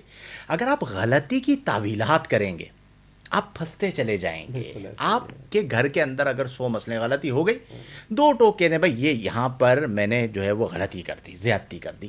اور یہ جو آپ کا ماننا ہے یہ ایک لمحہ ہوتا ہے، اس ایک لمحے میں آپ کا مسئلہ حل ہو جاتا ہے. ہم کیا کرتے ہیں کہ اپنی غلطی پر اڑنے کی وجہ سے 10 غلطیاں اور کرتے ہیں. تو مشاورت کے لیے بیٹھے، سامنے والے نے کہا نہیں یار یہ بات یوں نہیں یوں ہے، اور آپ کو سمجھ میں آ گئی کہ وہ بات درست کہہ رہا ہے، تو اس کی بات کو تسلیم کر لیا جائے. بالکل ایسا ہی ہے حضرت. میں یہ سمجھتا ہوں معاشرے میں لوگ اگر غریب ہونا، جتنی انہیں مال کی ضرورت ہے نا، ٹھیک ہے، اپنے معاملات کو چلانے کے اعتبار سے، اس سے زیادہ ضرورت ہے اچھے مشوروں کی. یس. تو جو لوگ مشورے کی صلاحیت رکھتے ہوں، اچھے مشیر بن سکتے ہوں، تو وہ لوگوں کو اسپیس دیں. یس. اور کوئی شخص اگر اپنا درد بیان کر رہا ہو، کوئی بات کر رہا ہو، ہاں اتنے اس میں ایک بات یہ بھی ہے حضرت کہ بے جا مشورہ دینا بھی انسان کی کوئی عقل مندی نہیں ہے. یعنی جب آپ سے مشورہ مانگا جائے، جہاں آپ ضرورت محسوس کرتے ہوں کہ آپ کو مشورہ دینے سے مطلب کوئی نقصان نہیں ہوگا اور اس کا فائدہ ہوگا اور بات بھی رکھی جائے گی، تو مشورہ دیں. اور جتنا مشورہ مانگا جائے فی زمانہ تو یہ اتنا دیں. لیکن جس وقت سجیشن اگر کوئی مطلب مانگا جائے نا، ذاتی مفادات سے بالا تر ہو کر بندہ مشورہ دے. کیا بات ہے. ورنہ آپ یہ سمجھ لیں کہ جو لوگ اپنے مفادات درمیان میں ڈال لیتے ہیں، ٹھیک ہے، تو رزلٹ یہ ہوتا ہے کہ وہ امانت میں خیانت کا کسی نہ کسی طرح ارتکاب ہو جاتا ہے. اچھا ایک اور بات ہے، یہ جو کمپٹیٹرز ہوتے ہیں آپس میں، ایک دکاندار ہے وہ اپنی ہی مارکیٹ میں جاتا ہے اور دوسرے دکاندار سے مشورہ کرتا ہے کہ یار یہ کیا کروں، مال لوں نہیں لوں. اب اس نے کیا کرنا ہے؟ عمومی طور پر جو رویہ ہے وہ یہ ہے کہ وہ پہلے دکھتا ہے کہ یار کسی طرح اگر اپنا کوئی مفاد نکلتا ہو تو اس کو پیش نظر رکھ کر کے مشورہ دیا جائے. تو اگر انسان اللہ تبارک و تعالیٰ کی تقدیر پر راضی ہے کہ یار میرے حصے میں جو ہے وہ میرا ہے، وہ تو کوئی نہیں لے سکتا، اس کے حصے میں جو ہے وہ اس کا ہے، ٹھیک ہے، اور جو اس کو ملنا ہے چاہے میں مشورہ دوں یا نہ دوں وہ تو اس کو ضرور ملے گا. اور بالفرض اگر وہ مخلصانہ مشورہ دے دیتا ہے تو آپ یہ بتائیے کہ اب یہ جو سلسلہ ہے نا، یہ اپنائیت مفادات سے بالا تر ہو کر جو مطلب آپ کسی کے لیے کوئی کام کرتے ہیں. ورنہ آپ دیکھیں نا کہ یہ جو فائدے ہیں یا نقصانات ہیں یہ تو مطلب زندگی کا حصہ ہے، چلتے رہتا ہے. تو میرے خیال میں ضرورت اس بات کی ہے کہ مشورہ دینے میں اپنا دل بھی بڑا کرنا چاہیے. کیلکولیشنز اگر دیکھیں نا تو سچی بات یہ ہے کہ دوسرے کا جتنا ہم فائدہ کرتے ہیں نا تو ریئلسٹک بیسس کے اوپر ہمارا فائدہ ہوتا چلا جاتا ہے.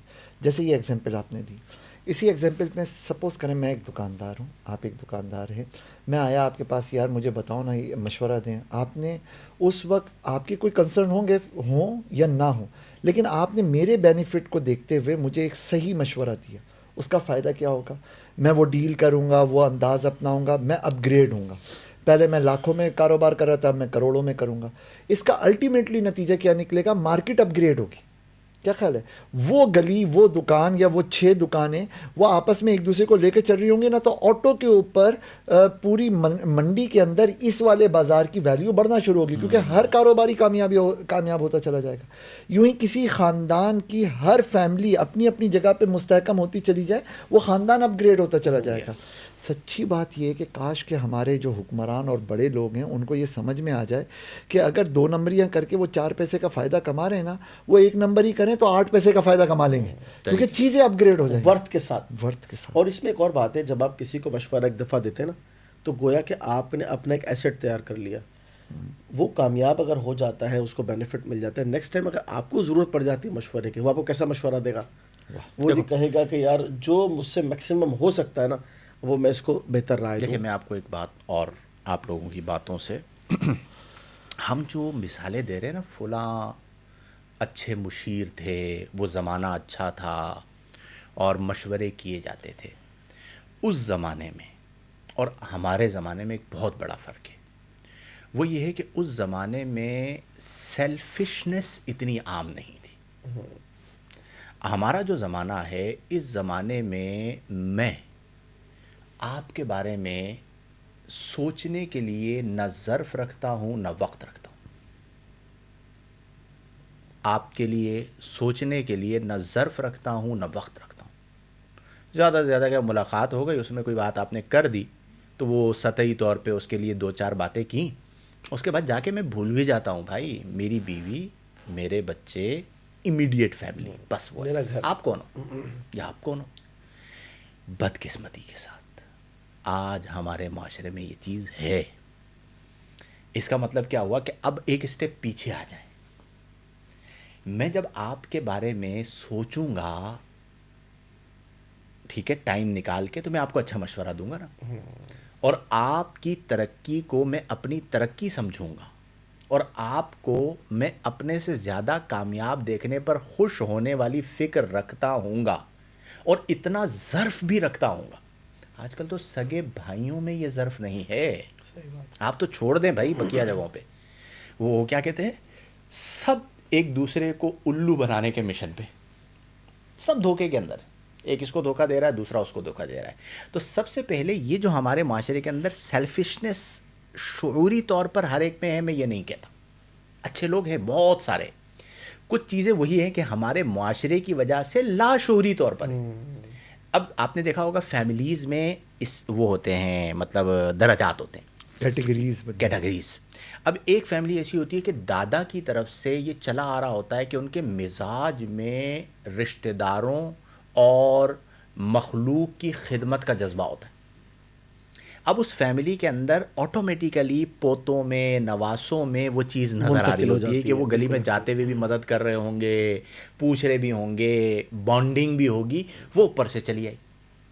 اور ایک فیملی ایسی ہے کہ جن کے دادا پر دادا سیلفش تھے، ٹھیک ہے، انہوں نے ان کو دیکھا اور اس فیملی کا مزاج یہ بن گیا کہ بھئی انہیں کسی سے سروکار نہیں ہے، انہیں اپنے مفاد سے سروکار ہے. اچھا، یہ جو طبقہ ہوتا ہے نا، یہ کسی کے لیے نقصان کا سبب نہیں ہوتا. یہ کہتے ہیں بھئی ہمیں نقصان پہنچانا ان کا ذہن ہی نہیں ہوتا، لیکن وہ نفع سے بھی سروکار نہیں رکھتے، وہ اپنے دائرے میں رہتے ہیں کہ بھئی میرا مفاد جو ہے وہ میری مٹھی میں رہنا چاہیے. اچھا، اب یہ والی جو فطرت ہے یا یہ والی جو نیچر ہے کہ مفاد کے پکے ہونا، ٹھیک ہے، بندہ صحیح ہے لیکن ہے پکا آدمی، فیملی صحیح ہے لیکن ہے بہت پکی فیملی کہ نفع نہیں دیتی بھائی. اب جو نفع نہ دینے کی فکر رکھتی ہو وہ مشورہ کہاں سے دے گی؟ Do you understand? اب اس کا مطلب کیا ہوا کہ سب سے پہلے ہمیں اپنی اس فکر کو ختم کرنا پڑے گا کہ مومن پھول کی طرح ہے. کیا بات، اسے مسل دو گے تو بھی وہ خوشبو چھوڑے گا. ہم یہ نہیں کہہ رہے کہ بھئی آپ اپنے آپ کو اس درجے پہ لے جائے کہ دنیا آپ کو مسل کے بھاگ جائے، لیکن ہم یہ کہہ رہے ہیں کہ اتنا ٹائم ضرور نکالیں کہ جن کے ساتھ آپ کا تعلق ہے نا، کبھی آپ بیٹھے بیٹھے ان کے بارے میں بھی تو سوچیں نا. اپنے بچوں کے بارے میں تو بہت سوچتے ہیں، اپنے متعلقین کے بارے میں بھی تو کبھی سوچئے. آپ کہتے ہیں جی یہ میرا دوست ہے، میں تو اس کے بغیر رہ نہیں سکتا، میری تو جان اس پہ قربان ہے. ارے یار، آپ نے کبھی 10 منٹ بھی اس کے بارے میں نہیں سوچا؟ کبھی اچانک آپ اس سے ملیں. میں آپ کو ایک چیز بتاؤں، اگر آپ کسی کے دل میں محبت پیدا کرنا چاہتے ہیں، نسخہ، مجرب نسخہ ہے، وہ کیا ہے کہ آپ اس کی غیر موجودگی میں اس کے بارے میں سوچیں. کیا بات ہے. جب وہ ملے آپ اچانک اسے کہیں یار میں سوچ رہا تھا آپ کے لیے میرے ذہن میں یہ بات آئی، اگر آپ یہ کر لو نا تو مجھے ایسا لگتا ہے کہ بہت بہتر ہوگا، وہ آپ کا محب بن جائے گا. بالکل ایسا. وہ بعد میں سوچے گا، بولے گا یار یہ بندہ میرے لیے سوچ رہا ہے. محبت بڑھانے کا نسخہ. محبت بڑھانے کا نسخہ. اچھا یہ محض بات نہیں ہے، حقیقت ہے. یہ الدین النصیحہ، ہمارا دین ہی ہے. دین یہی ہے. اچھا ایک ہوتا ہے ڈھیٹ آدمی. ایک آخری بات، پھر ایک ایک کامنٹ آپ لوگ کریں گے پھر جواب لیتے ہیں. ڈھیٹ آدمی کون ہوتا ہے؟ کہ جو بدلنا نہیں چاہتا. اچھا ہم کہتے ہیں یار جب یہ بندہ خود اپنے آپ کو نہیں بدلنا چاہتا تو ہم کیوں اس پہ ٹائم ضائع کریں. ہوتا ہے نا، یا کوئی مخلص ہے بھی تو وہ ایک بار کرے گا، اسے وہ ڈھیٹ نظر آئے گا تو بولے گا یار جب یہ خود ہی نہیں سمجھنا چاہتا تو ہم اس پر کیوں ٹائم ضائع کریں. اہل اللہ کی یہ صفت نہیں. کیا بات ہے. اہل اللہ کہتے ہیں ہاں پیارے ہنر آزمائے تو نفرت کے تیر آزما، ہم محبت کی جگر آزمائے. تو اگر مشورہ نہ لینے میں ڈھیٹ ہے تو میں تیرے کو سدھارنے میں ڈھیٹ ہوں. اس میں ہوتا کیا ہے کہ میں کچھ ایسے احباب ہوتے ہیں جن کا بیچاروں کا مزاج یہ ہوتا ہے کہ وہ فوراً مشورہ قبول نہیں کرتے، لیکن مشورہ ذہن میں رکھ لیتے ہیں اور 3 دن بعد 6 دن بعد مہینے بعد اسی مشورے کے مطابق عمل کرتے ہیں. ایسا ہی ہے. صرف ان کا کیا ہوتا ہے، ان کے بیچاروں کی نیت ہوتی ہے کہ میری ٹانگ اوپر رہے. وہ ہمارے استاد صاحب جو ہے نا ایک لطیفہ سناتے تھے کہ 2 پہلوانوں کی ہو گئی لڑائی. تو ایک پہلوان طاقتور تھا، دوسرا کمزور تھا. تو طاقتور نے کمزور کو پچھاڑ دیا تو اس کی کمر نیچے لگ گئی اور یہ حاوی ہو گیا. تو اس نے کیا کیا کہ اس نے ٹانگ نکالی اور اس کی کمر کے اوپر اپنی ٹانگ رکھ دی. تو اس نے بولا یہ کیا کیا؟ بولا ٹھیک ہے پچھاڑ تو تم نے دیا ہے لیکن ٹانگ تو میری اوپر ہے. ٹھیک ہے. تو بعضوں کا یہ مزاج ہوتا ہے بیچاروں کا، سیکنڈ نیچر ہوتی ہے کہ بھائی ان کی نیچر ہے. اچھا آپ کو اتنا فہم ہونا چاہیے، میرا واسطہ پڑتا ہے ایسے لوگوں کے ساتھ کہ مجھے اندازہ ہو جاتا ہے کہ یار اس بندے کا مزاج یہ ہے. پھر میں اسے اس کے مزاج کے مطابق ڈیل کرتا ہوں کہ میں اسے مشورہ دے دیتا ہوں اور مجھے ہفتے بعد مہینے بعد 2 مہینوں بعد پتہ چلتا ہے کہ بھائی اس مشورے پہ عمل ہو گیا ہے. اچھا وہ بندہ بھی اس بات کو ایڈمائر کر لیتا ہے، سمجھ لیتا ہے، وہ بعد میں ذکر بھی کر دیتا ہے. اب ہمارے یہاں کیا ہے کہ فوراً ہم جو ہے نا وہ ہمارا پیمانہ چھلک پڑتا ہے. یہ ٹوٹل جو گیم ہے نا میرے بھائی، یہ ضبط کی گیم ہے. کیا کہتا صوفیہ کے بار بار اس بات پہ زور دیا جاتا ہے کہ بھائی تم اپنا ضبط بڑھاؤ، برداشت بڑھاؤ. جتنا تمہارا ضبط بڑھتا چلا جائے گا اتنا اللہ تعالیٰ تمہارا بست بڑھا دے گا، کیا بات ہے. روحانی کشادگی عطا فرما دے گا. تو آپ اگر مخلص ہیں، ہم کرتے ہیں سودا. ہاں میں مخلص ہوں تو یہ بھی مخلص ہونے چاہیے تو ہمارا تعلق چلے گا. ایسے ہی ہے نا، دنیا میں یہی ہو رہا ہے. Tit for tat. Yes tit for tat. Sofia کے یہاں یہ نہیں. صوفیہ کہتے ہیں سودا نہیں ہے بھائی، یہ تجارت نہیں ہے، یہ خدمت ہے، یہ چیریٹی ہے. یہ چیریٹی ہے بھائی. یعنی انویسٹمنٹ نہ کریں، آپ چیریٹی کریں. چیریٹی کریں. وہ پھر بھاگتے نہیں ہیں ایسا ہی ہے. سامنے والے کا. یعنی آپ دیکھیں نا کہ نبی کریم صلی اللہ علیہ وسلم کے لیے وہ جو حدیث ہے کہ ایک شخص آئے وقت سے پہلے قرضہ مانگا، نبی کریم نے فرمایا مدت پوری نہیں ہوئی. اس نے کہا کہ تم عبد المطلب آل کا طریقہ یہی ہے کہ قرضہ لے کر وقت پہ نہیں دیتے ہو. اور نبی کریم اس کی یعنی ان کا جو کلام تھا وہ جتنا ظاہری طور پر بدتمیزی کی طرف بڑھتا جا رہا تھا، نبی کریم کے اخلاق اتنے بڑھتے چلے جا رہے کیا تھے. بات ہے. ٹھیک ہے. اور آخر میں انہوں نے کلمہ پڑھ لیا کہ میں ساری علامتیں دیکھ چکا تھا، ایک علامت میں نے یہ سنی تھی کہ نبی آخر الزماں جو ہوں گے ان سے جتنی تمہاری بد اخلاقی بڑھے گی ان کا اخلاق اتنا بڑھے گا. کیا بات. اور انہوں نے کلمہ پڑھ کے اسلام قبول کر لیا. آج اس ضبط کی ہمارے معاشرے میں ضرورت ہے کہ فوراً آپ جو ہے نا وہ ہتھیار نہ ڈالیں. ٹھیک ہے. اس کے مزاج کو سمجھیں، اس کے مزاج کے مطابق مشورہ دیں. کئی بار ایسا بھی ہوتا ہے کہ اسٹریٹ فارورڈ مشورہ نہیں، پوری چرنگی 7 بار گھمانی پڑتی ہے.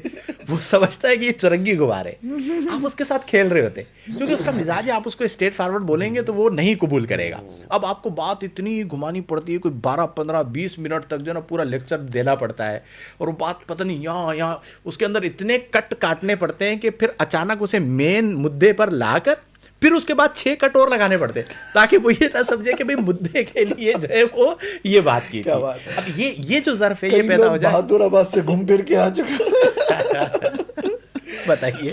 اگر مشورہ چیریٹی ہو نا تو بندہ اس کا صلہ کس سے مانگے گا؟ اللہ سے مانگے گا. چاہے وہ بندہ اپریشیٹ کرے نہ کرے، وہ بندہ مانے یا نہ مانے، کیا بات ہے. اسے کس سے سروکار ہے؟ اپنی نیکی سے سروکار ہے. دوسری بات یہ ہے کہ مشورہ آپ کے سمجھنے جس طرح وہ جو حضرت ایک پتھر ہوتا ہے اس پر ایک قطرہ گرتا رہتا ہے، ٹھیک ہے نا. تو ایک ٹائم ضرور ایسا آتا ہے کہ وہ اپنا اسپیس بنا لیتا ہے. بالکل اگر ایسا ہی آپ ہے. کسی کے بارے میں مخلص ہیں، مثلا آپ اپنے بھائی کے بارے میں، بہن کے بارے میں، بچوں سے مخلص ہیں، اور ان کی نیچر یہ ہے کہ وہ اتنی آسانی سے ایکسیپٹ نہیں کرتے، آپ چاہتے ہیں نا کہ وہ ترقی کریں، آپ ان کے بارے میں اچھا سوچتے ہیں، انہیں اس نعمت سے محروم نہ کریں اور جاری رکھیں. یہ جو آپ کا فیض ہے نا، یہ اسپیس بنا دے گا، دل کو وسعت دے گا، ذہن کو کھولے گا. ایک ٹائم ایسا آئے گا کہ آپ ان کے اچھے مشیروں میں شامل ہو چکے جائیں ہوں گے. گے. تو بس اگر یہ کام رضا الہی کے لیے ہے نا، تو میں سمجھتا ہوں اس طریق کو اختیار کرنا چاہیے. بالکل ایسے ہی اختتامیہ. ہے. ضرور آخر میں دو ایک چیزیں عرض کر دیتا ہوں کہ مشورہ لیں بھی پورے ظرف کے ساتھ، وسعت کے ساتھ، مشورہ دیں بھی. مشورہ دینے کا مطلب ہمیشہ یہ نہیں ہوتا کہ سامنے والے کی رائے سے مختلف رائے دی جائے. کبھی یوں بھی ہوتا ہے کہ آپ کو لگتا ہے کہ ہاں بھائی وہ سامنے والے کی جو رائے ہے، جو سوچ ہے، جو بات وہ کہہ رہا ہے وہ صحیح ہے، تو کھل کر تائید کریں. واہ بھائی کیا بات ہے، آپ نے بالکل صحیح سوچا. 4 پہلو اور پازیٹیو اس کو دکھا دیں، اس کو اور حوصلہ مل جائے. اسی طرح مشورہ جو ہے وہ ہمیشہ ایک علم اور حکمت اور دانائی کی جنگ نہیں ہے کہ دلائل کو لے کر جو ہے نا ادھر کی بات ادھر کی بات یہ کرتے رہا جائے. تیسری یہ کہ مشورہ جو ہے نا وہ صرف یوں نہیں ہے کہ پریکٹیکل لائف کے کوئی ڈیسیجن لینے اسی کے لیے ہو. علم اور تحقیق میں بھی مشورے ہوتے ہیں. ماشاءاللہ ہمارا ارد گرد کا جو طبقہ ہے فتوے لکھتا ہے، بیانات کرتا ہے، وہ اس میں مشورے کر سکتے ہیں. ہاں یار یہ پوائنٹ، ہاں بھائی یہ کریں وہ کریں. کئی مقامات پہ کتنا فائدہ، سینئرز کے مشوروں کے کتنے فائدے ہوتے ہیں. ٹائم سیو ہو جاتا ہے، زندگیاں آسان ہو جاتی ہیں. خصوصاً مجھے اپنی زندگی میں مفتی شاہی صاحب کے مشوروں کا بڑا فائدہ ہوا. الحمدللہ. اللہ تعالیٰ ان کو جزائے خیر دے. اور عثمان بھائی کا تو نو ڈاؤٹ. تو ہماری یہ زندگی چھوٹی ان چھوٹی کے مشوروں پہ چل رہی ہے. صحیح بات ہے. یہ آپ لوگوں کی محبت. اللہ پاک جزائے خیر دے آپ دونوں کو. یوں ہی ہنستے کھیلتے پیار محبت سے چھوٹی سی زندگی بندہ گزارتا چلا جائے، اچھائیوں کی طرف قدم بڑھاتا چلا جائے، چیزیں بہتر ہوتی. ہم اپنی ٹرانسمیشن جب اسٹارٹ کرتے ہیں تو بیٹھتے ہوئے کبھی کبھار یہ جملہ ہوتا ہے کہ بتاؤ آج کے پوائنٹس کیا ہے. بالکل مشورہ دے. چلیں جوابات کی طرف چلیں. ایسا ہی کیا خیال ہے؟ آپ لوگوں سے مشورہ کرنا ہے کہ کیا میں جوابات کی طرف جا سکتا ہوں؟ ٹھیک ہے چلے. ہمارا ناقص مشورہ ہے. اوکے. ناقص مشورے والی اصطلاح یاد ہے؟ اس پہ پورا ایک لطیفہ ہے جو میں آن لائن سنا نہیں سکتا، مجھے بعد میں یاد کرانا، میں سناؤں گا. وہ ایک تھے ہمارے بھائی نا، وہ پتہ ہے کیا بولتے تھے؟ حضرت وہ ایک میرا آپ کو ناقص بلکہ انقص مشورہ ہے. تو میں کہتا تھا بظاہر کہ بھائی تیرا مشورہ چل ناقص ہوتا میں پھر بھی سن لیتا، انقص ہے یہ تو میں بالکل نہیں سنوں گا. چلے. ارشد رضا اتاری صاحب. مفتی صاحب، کیا نبی کریم صلی اللہ علیہ وسلم نے کبھی اذان نہیں دی؟ اور کیا اگر نبی کریم صلی اللہ علیہ وسلم اذان دے دیتے تو جو شخص نہ آتا تو وہ کافر ہو جاتا؟ اس میں کیا حقیقت ہے؟ برائے کرم رہنمائی فرما دیجیے. دیکھیں، نبی کریم علیہ افضل الصلاۃ والتسلیم نے ایک موقع پر اذان دی ہے، نمبر 1. نمبر 2، یہ اغلاط العوام سے ہے کہ اگر نبی کریم اذان دیتے حی علی الصلاۃ حی علی الفلاح تو سارے درختوں کو آنا پڑتا، سارے انسانوں کو آنا پڑتا، سارے جنات کو آنا پڑتا. یہ موضوع بات ہے، اس کا دین سے کوئی تعلق نہیں ہے. اور یہ بات درست ہے کہ نبی کریم صلی اللہ علیہ وسلم نے کثرت کے ساتھ اذان ارشاد نہیں فرمائی. صحابہ کرام اذان دے دیا کرتے تھے، لیکن ایک موقع پر نبی کریم صلی اللہ علیہ وسلم نے اذان دی ہے.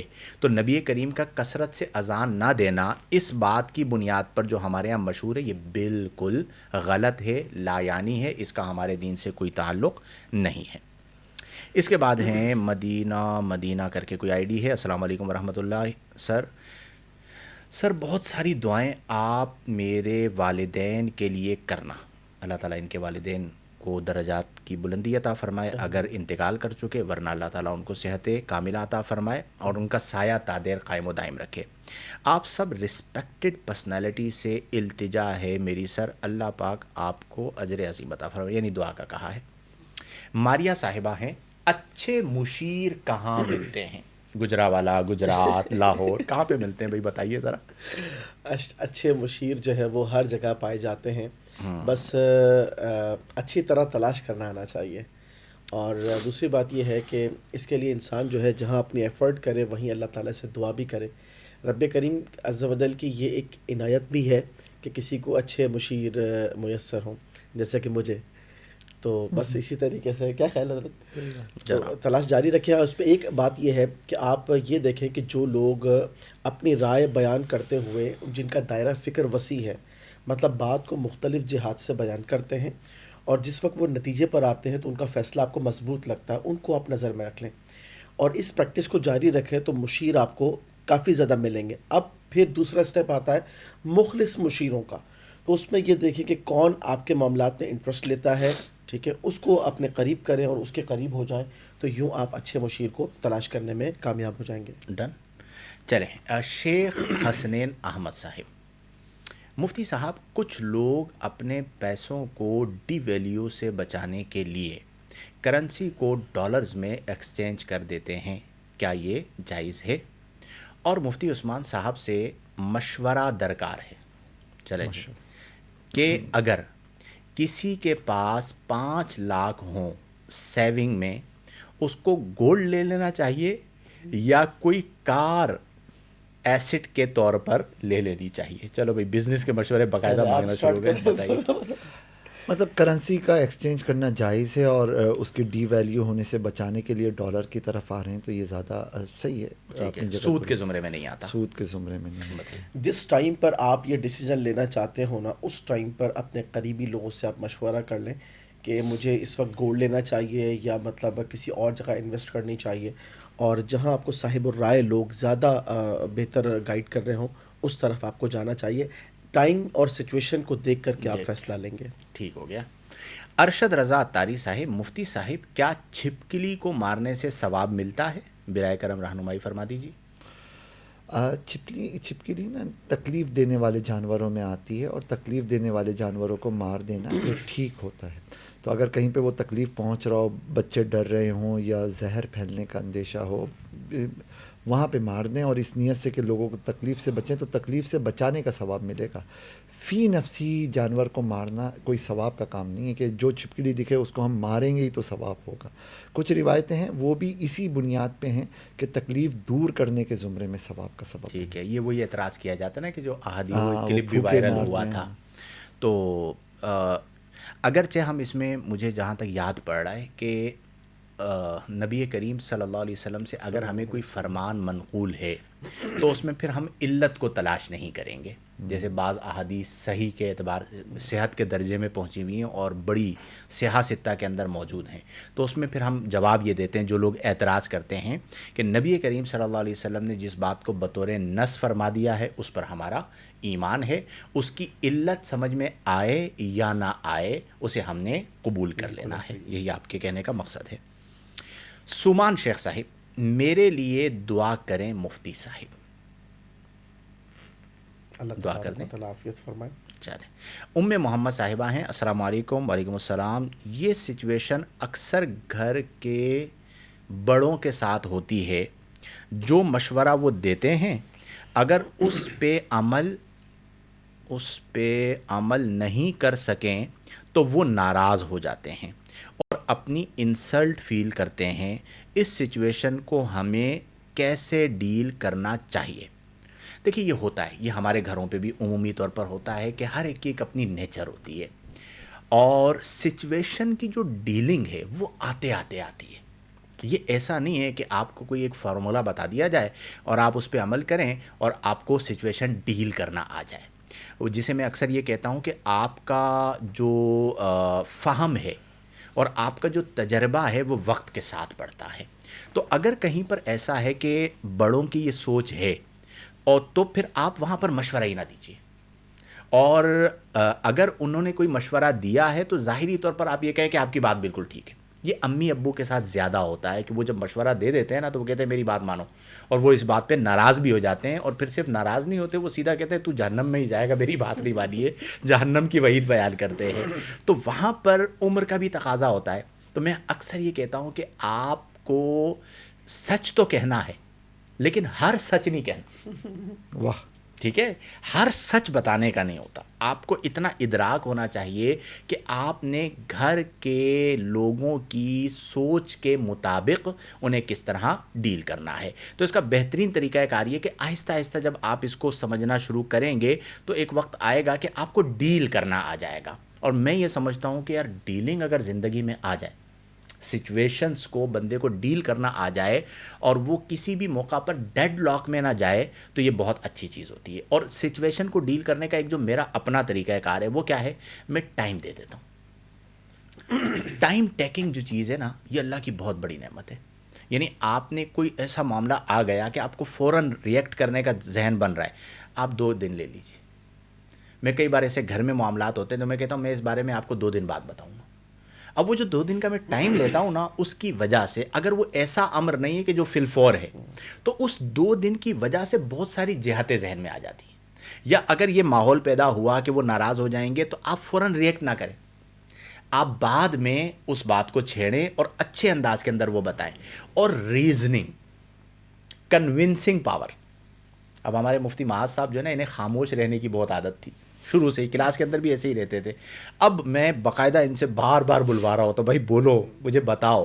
اگر آپ کو کنونسنگ آ گئی تو آپ یقین کریں سامنے کیسا بھی بندہ ہو نا، آپ اس کو بہت اچھے انداز کے اندر کنونس کر سکتے ہیں. اور کنونس کیسے کرنا ہے؟ ریزننگ کے ساتھ، کہ آپ اس کا ریزن بتائیں کہ دیکھیں آپ کی بات یوں ہے لیکن اس کا یہ نقصان ہے، یہ نقصان ہے، یہ نقصان ہے. سامنے والا سمجھدار ہوگا تو وہ اس چیز کو قبول کر لے گا. جلدی سے بات یہ ہے کہ اس میں یہ بھی ہو سکتا ہے کہ آپ جو معاملہ ہے نا اس کو آپ کیٹیگرائز کر لیں. اگر وہ معاملہ ایسا ہے کہ نارمل کیسز ہیں جہاں کوئی زیادہ نقصان نہیں ہوتا، اس میں تو آپ تائید کر دیں یا مطلب ٹھیک ہے اس کو اگنور کر دیں، اس میں زیادہ انٹرسٹ نہ لیا جائے. لیکن اگر کوئی ایسا کام ہے جس میں لاس ہو سکتا ہے تو اب آپ کیا کریں، آپ مطلب سامنے والے کی رائے کی پہلے تو اس کی تصدیق کر دیں کہ ہاں یہ بات تو ٹھیک ہے لیکن اس میں فلاں لاس کا اندیشہ ہے. اب ہو سکتا ہے کہ وہ جو بڑے ہیں ان کی نظر میں یہ بات اس انداز میں نہ ہو جو آپ نے توجہ دلائی ہے، تو اب اس کا مطلب یہ کہ آپ نے اپنی حجت پوری کر لی، آپ نے اپنا کام کر دیا. اب اگر اللہ تبارک و تعالیٰ نے مطلب معاملے میں خیر رکھی ہے، اور اس کا ایک اور طریقہ کار بھی ہے جس کو آپ کمرشل لینگویج میں کہتے ہیں کہ کسی چیز کو گندا کر دینا. یعنی اگر کوئی شخص مطلب حضرت ایک بات کر رہا ہوں سمجھانے کے لیے، وہ یہ ہے کہ ان کی رائے میں ایسا ہے کہ لاس زیادہ ہے، تو پھر آپ اس کے نقصانات کو اسی انداز سے باور کروائیں کہ اس میں یہ مسئلے مسائل. کبھی کبھار علامہ عثمان صاحب آتے ہیں نا، ایک تو یہ تو لیکن کرنا ہی نہیں. علامہ صاحب کو ادراک ہوتا ہے کہ کہاں پہ گندا کرنا ہے اور کہاں پہ نہیں کرنا، ورنہ غلط جگہ پہ اگر آپ نے کسی کا مال گندا کیا تو وہ آپ کو پھنسا دے گا. تو یہ خود تو نکل جائیں گے لیکن مشورے جو دے رہے ہیں نا یہ بھی گڑوانے کے زمرے میں آ سکتا ہے. مائنس پوائنٹ بتانے میں کوئی حرج نہیں ہے. چلے آگے چلتے ہیں. فائزہ خان صاحبہ ہیں، میرے اور میرے اہل خانہ کے لیے دعا فرما دیں. اللہ تعالیٰ آپ کو اور آپ کے اہل خانہ کو اپنے کرم خاص میں رکھے اور نبی کریم صلی اللہ علیہ وسلم کی نگاہ خاص عطا فرمائے. عبد المجید صاحب ہیں، لکھتے ہیں ماشاء اللہ. مصطفیٰ رضا صاحب ہے، مفتی صاحب آپ کا یہ پروگرام مجھے بہت اچھا لگتا ہے، آپ تینوں کی گفتگو کمال ہے. مفتی صاحب ایک سوال ہے، کچھ لوگ ہوتے ہیں جو کچھ امام کے پیچھے نماز نہیں پڑھتے، جب ان سے پوچھا جائے تو کہتے ہیں آپ چھوڑو میں ہر کسی کے پیچھے نماز نہیں پڑھتا، کیا کہیں گے؟ اللہ اکبر کبیرہ. یہ بڑی اچھی چیز ہے. کئی لوگ نا نماز کو شاید اپنے لباس سے بھی زیادہ ہلکا سمجھتے ہیں، اور ان کے مزاج میں یہ کہ بھائی نماز ہی پڑھنی ہے، کہیں پہ بھی پڑھ لی جائے، تو وہ اسٹینڈرڈ لیس ہوتے ہیں اس سلسلے میں. سچی بات یہ ہے کہ جب آپ کسی کو امام بنا رہے ہیں اور اس کے پیچھے نماز پڑھ رہے ہیں تو اس کا مطلب یہ ہے کہ آپ عبادت کے سلسلے میں اللہ کی بارگاہ کے لیے اسے اپنا نمائندہ بنانے کے لیے تیار ہوئے ہیں کہ اس کی اللہ اکبر پر آپ کی اللہ اکبر ہے. آپ اپنی عبادت اور نماز کو جوڑ رہے ہیں امام کی نماز کے ساتھ. تو جہاں پر آپ کا دل مطمئن ہو، آپ کو اعتماد حاصل ہو، اور اس کی منیمم جو ایک اسٹینڈرڈ ہے وہ یہ کہ اس کے عقائد درست ہوں، وہ کھلم کھلا برے کام نہ کرتا ہو، گالیاں نہ بکتا ہو، معاشرتی یا شرعی خرابیاں واضح طور پہ اس میں نظر نہ آتی ہوں، آپ اپنی نماز کو اس کے ساتھ کنیکٹ کیجیے. تاکہ یعنی یہ یوں ہے کہ ایک صدر پاکستان کے پاس ایک وفد آپ کے معاملے کے لیے جانا ہے. اب آپ دیکھیے کہ اس کے اندر کس کو آپ نمائندہ بنائیں گے، اس کی قابل قابلیت، اس کے لیے ایک لیول رکھیں گے، بس اس لیول سے نیچے کا آدمی نہ ہو. تو یوں ہے، ایسا نہیں ہے کہ کہیں پہ بھی منہ اٹھایا اور آپ چلے گئے. ٹھیک ہے مسلمانوں کی اجتماعیت ہو، آپ یہ بھی نہ کریں کہ ادھر نہ جاؤ ادھر نہ جاؤ، یہ نہ کرو وہ نہ کرو، وہ لڑائی جھگڑے نہیں.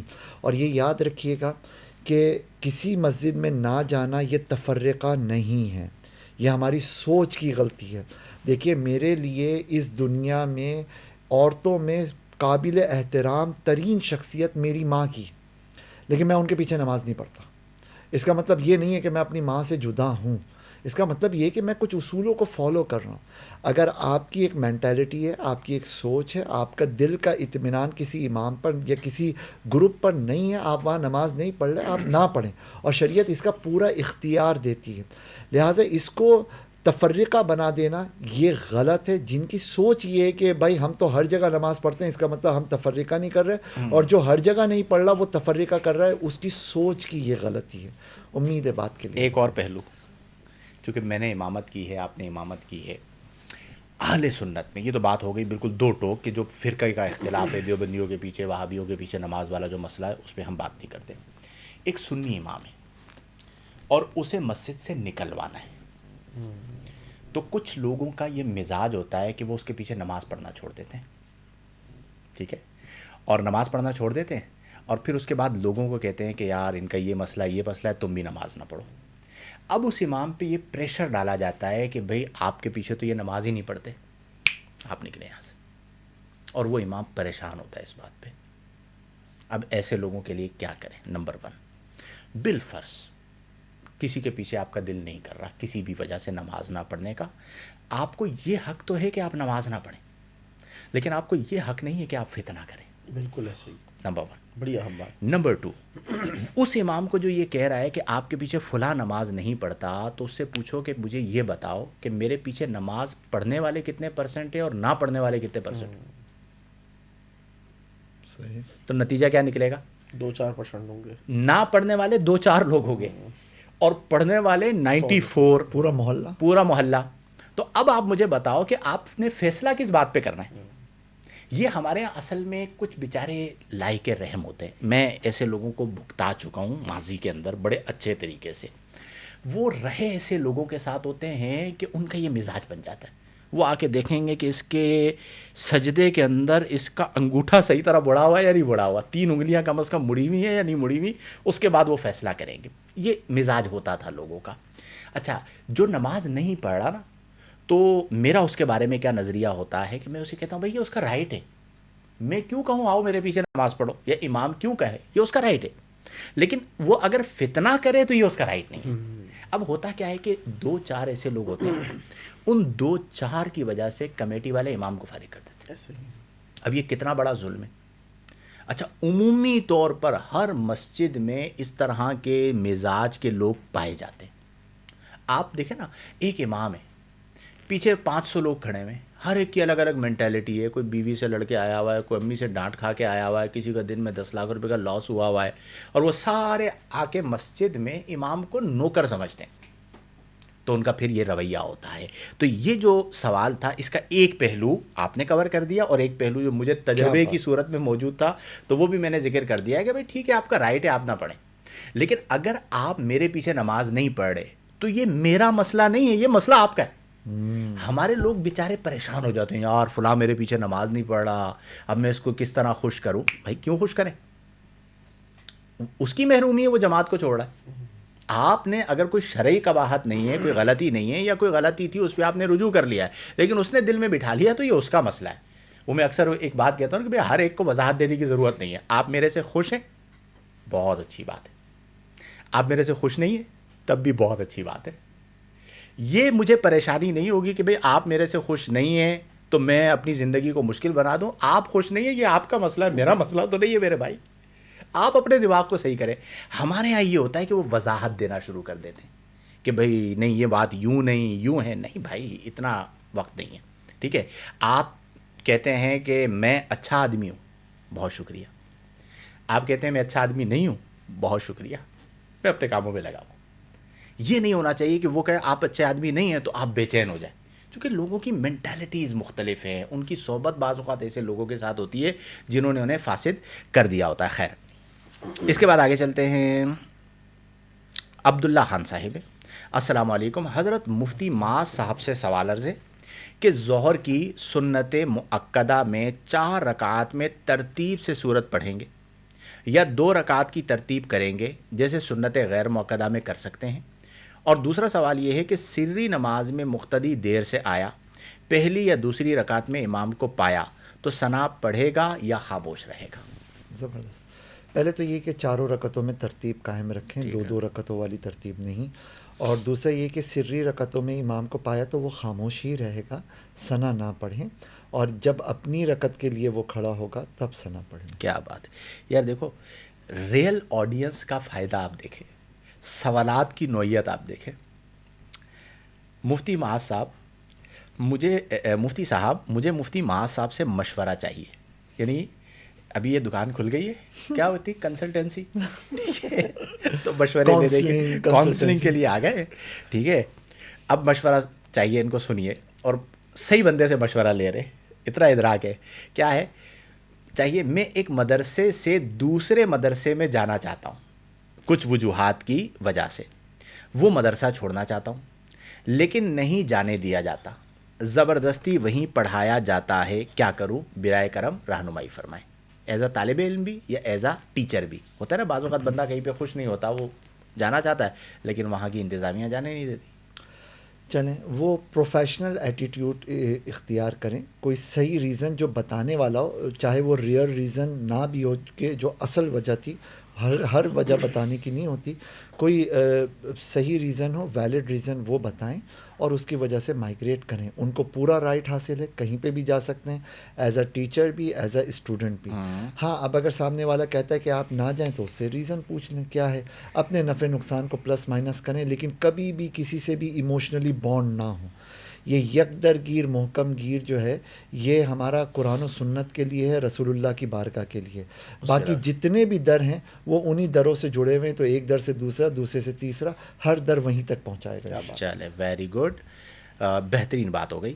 مدثر فضلانی صاحب. مفتی صاحب بعض لوگ کہتے ہیں کہ یہ میرا ناقص مشورہ ہے، اگر ان کا مشورہ نہ قبول کیا جائے تو وہ برا مان جاتے ہیں. اس پر ہم بات کر چکے ہیں کہ یہ غلط رویہ ہے.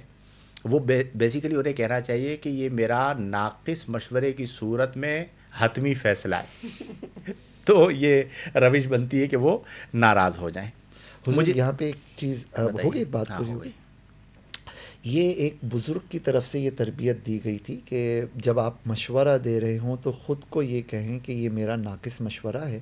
اور ظاہر ہے کہ ان کی طرف سے یہی تھا کہ اپنی سوچ میں بھی یہ رکھیں تاکہ سامنے والے کو اسپیس ملے کہ وہ قبول کرے یا نہ کرے. تو یہاں تک تو یہ بات بالکل صحیح ہے اور بڑی ویلڈ ہے کہ اس سے عاجزی انکساری کی تربیت ملتی ہے.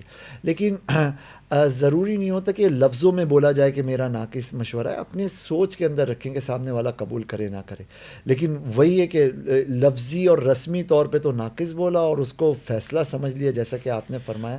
یہ غلط. اچھا مجھے جو ہے نا بڑا زہر لگتا ہے، ٹو بی ویری آنیسٹ. آپ کی بات اپنی جگہ پہ بچا ہے، لیکن میرے سامنے اگر کوئی بندہ آ کے بہت لمبی کرے نا اور تصنع بناوٹ، حضرت فلاں میں حقیر فقیر پرتقصیر، تو میں کئی بار کہہ دیتا یار ڈائریکٹ مجھے بتا دو مسئلہ کیا ہے آپ کا.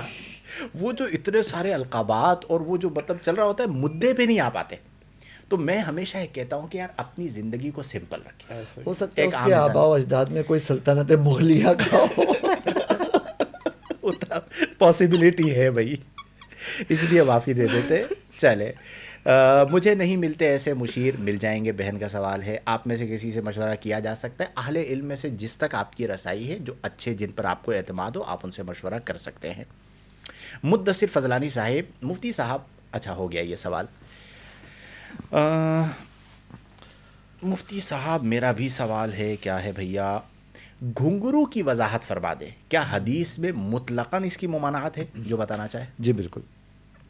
حدیث شریف میں ممانعت ہے، لیکن وہ بنیادی طور پر عربوں کے ایسے قافلے ہوتے تھے جس میں عیسائی اور یہودی لوگ گھنٹیاں لے کے جاتے تھے اور ان گھنٹیوں کی آواز کو حفاظت کا ذریعہ سمجھتے تھے. تو ایسوں کے بارے میں فرمایا گیا کہ رحمت کے فرشتے وہاں پہ نہیں آتے. ظاہر ہے کہ وہ ایک غلط اور شرکیہ نظریے کے تحت تھا. ابھی بھی جو گھروں کے اندر جیسے ہندو ٹائپ کے گھر ہوتے ہیں گھنٹیاں لگائی جاتی ہیں یہ، نمبر 2 پہننے کے گھنگرو اور پہننے، چاہے وہ چوڑیاں پازیب میں ہو چاہے چوڑیوں میں ہو، تو اگر یہ پہنا جا رہا ہے اس طور پر کہ محارم کے سامنے عورت پہن رہی ہے یا عورتوں کے درمیان پہن رہی ہے اور اس کی آواز بھی عورتوں کے درمیان ہے، تو اس کی اجازت ہے. کچھ روایتیں ایسی ہیں بھی جن میں اجازت کا ذکر موجود ہے. اور اگر یہ نامحرم لوگوں کے سامنے اپنی زینت کو ظاہر کرنے کے طور پر ہے، ظاہر ہے کہ پھر یہ ممنوع ہوگا. اور جتنی بھی احادیث کی ممانعتیں ہیں وہ اسی صورت کے لیے ہیں کہ جہاں پہ زینت کا اظہار مطلوب اور مقصود ہو، یا پھر فاسقہ ٹائپ کی جو عورتیں ہوتی ہیں ان سے مشابہت پیدا ہو رہی ہو. ڈن. تو یہ چلے. اشرف خان صاحب، السلام علیکم. مفتی صاحب، یہ چیز نوٹس میں آئی ہے کہ جب مسجد کی محفل ہوتی ہے وہاں امام صاحب اگر موجود ہوں ممبر پر تو نعت خوانوں کو نظرانے دینے میں عوام کا جوش نظر آتا ہے، اور اگر امام صاحب موجود نہ ہوں تو اس میں کافی حد تک کمی آ جاتی ہے. کہیں ایسا تو نہیں کہ عوام ریاکاری میں مبتلا ہو رہے ہیں؟ اور اس ماحول میں فیلنگ بھی ہوتی ہے اگر نظرانہ نہ دیں تو امام صاحب کی نظر میں ویلیو کم ہو جائے گی. نوٹوں کی بارش کی وجہ سے سارا ذوق آگے پیچھے ہو جاتا ہے. کیا اس پر بھی شعور کی ضرورت ہے؟ بالکل ہے. یہ جو نعت خوانوں پر نوٹ اڑانے والا مسئلہ ہے، میں تو اس سے ہمیشہ منع کرتا ہوں. اس کی وجہ یہ ہے کہ نعت رسول مقبول صلی اللہ علیہ وسلم ایک عظیم عبادت، اور آپ جانتے ہیں کہ یہ نوٹ اڑانے کا کلچر کہاں سے آیا. اور جب نعت رسول مقبول پڑھی جائے تو پڑھنے والا بھی سرکار دو عالم صلی اللہ علیہ وسلم کی بارگاہ میں حاضر ہو، سننے والے بھی اس بارگاہ میں حاضر ہوں. اب وہ ویڈیو کے اندر 4 لوگ گھیر کے کھڑے ہو جاتے ہیں اور نوٹ اڑا رہے ہوتے ہیں، اور عوام میں ایک عجیب سی منظر کشی بن جاتی ہے.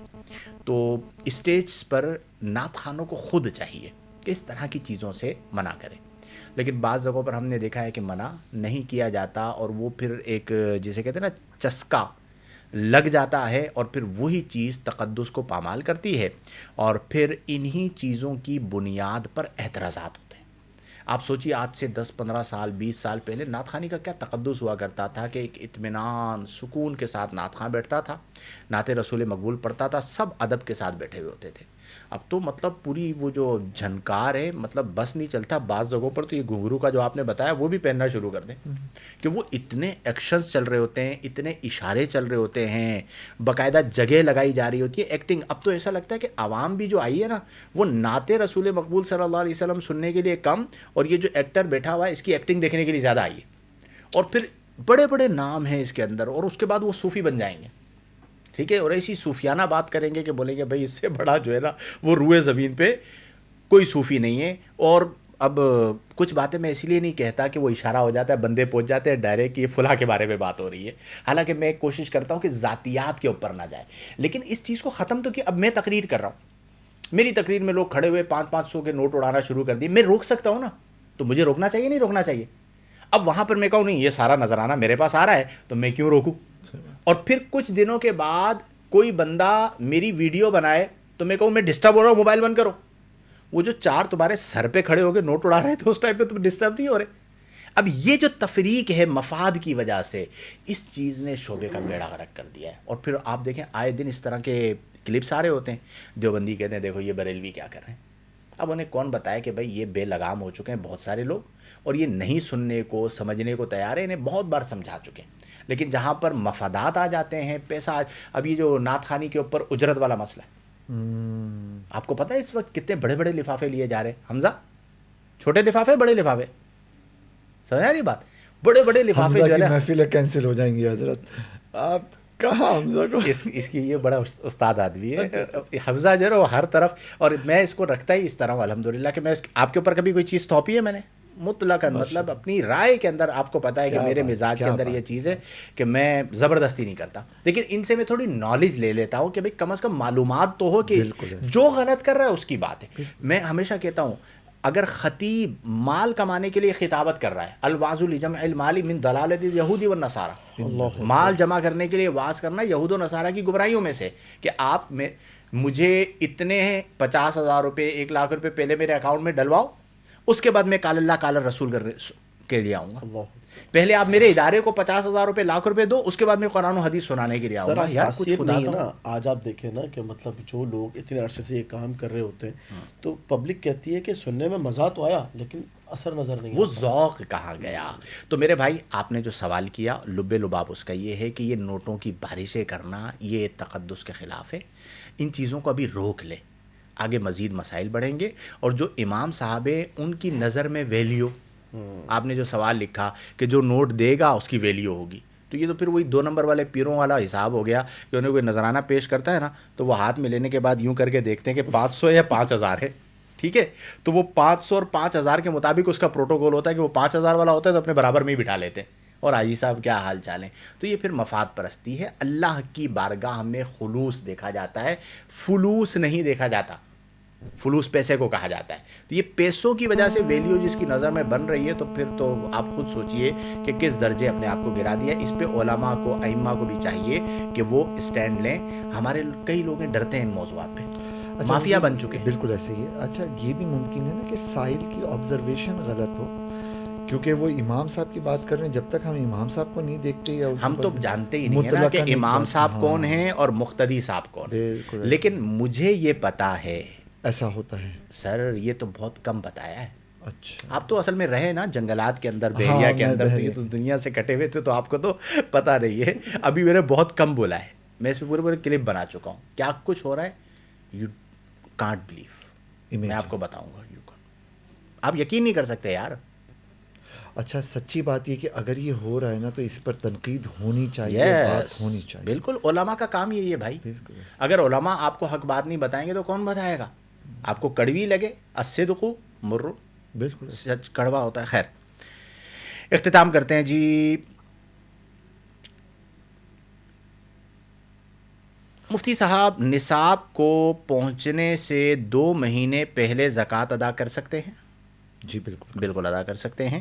حافظ عادل حضور یہ کیا کہہ رہے ہیں, نصاب کو پہنچنے سے, نصاب کو پہنچنے سے 2 مہینے پہلے, مطلب اگر دیکھیں نصاب, مالک نصاب تھے اور سال پورا ہونے سے 2 مہینے پہلے دینا چاہ رہے ہیں تو کر سکتے ہیں. لیکن اگر یہ آئیڈیا یہ ہے کہ میرے 2 مہینے بعد اتنے پیسے آئیں گے کہ میں صاحب نصاب ہو جاؤں گا, تو صاحب نصاب ہونے سے پہلے وہ زکوٰۃ نہیں دے سکتے, وہ صدقہ ہوگا. وہ صدقہ ہو جائے گا. حولان حول کے اعتبار سے اگر پوچھ رہے ہیں تو درست ہے. مفتی صاحب کیا کہتے ہیں, چلیں مفتی صاحب, کیا ختنہ کروانا فرض ہے؟ نہیں, سنت ہے. ٹھیک ہے, میں اسی لیے رک گیا کہ وہ میں پڑھ نہیں پا رہا تھا. کیا کہتے ہیں میں سمجھ رہا تھا. کیا نابالغ اپنے پیسوں سے صدقہ دے سکتا ہے؟ خود چاہے تو دے سکتا ہے نا.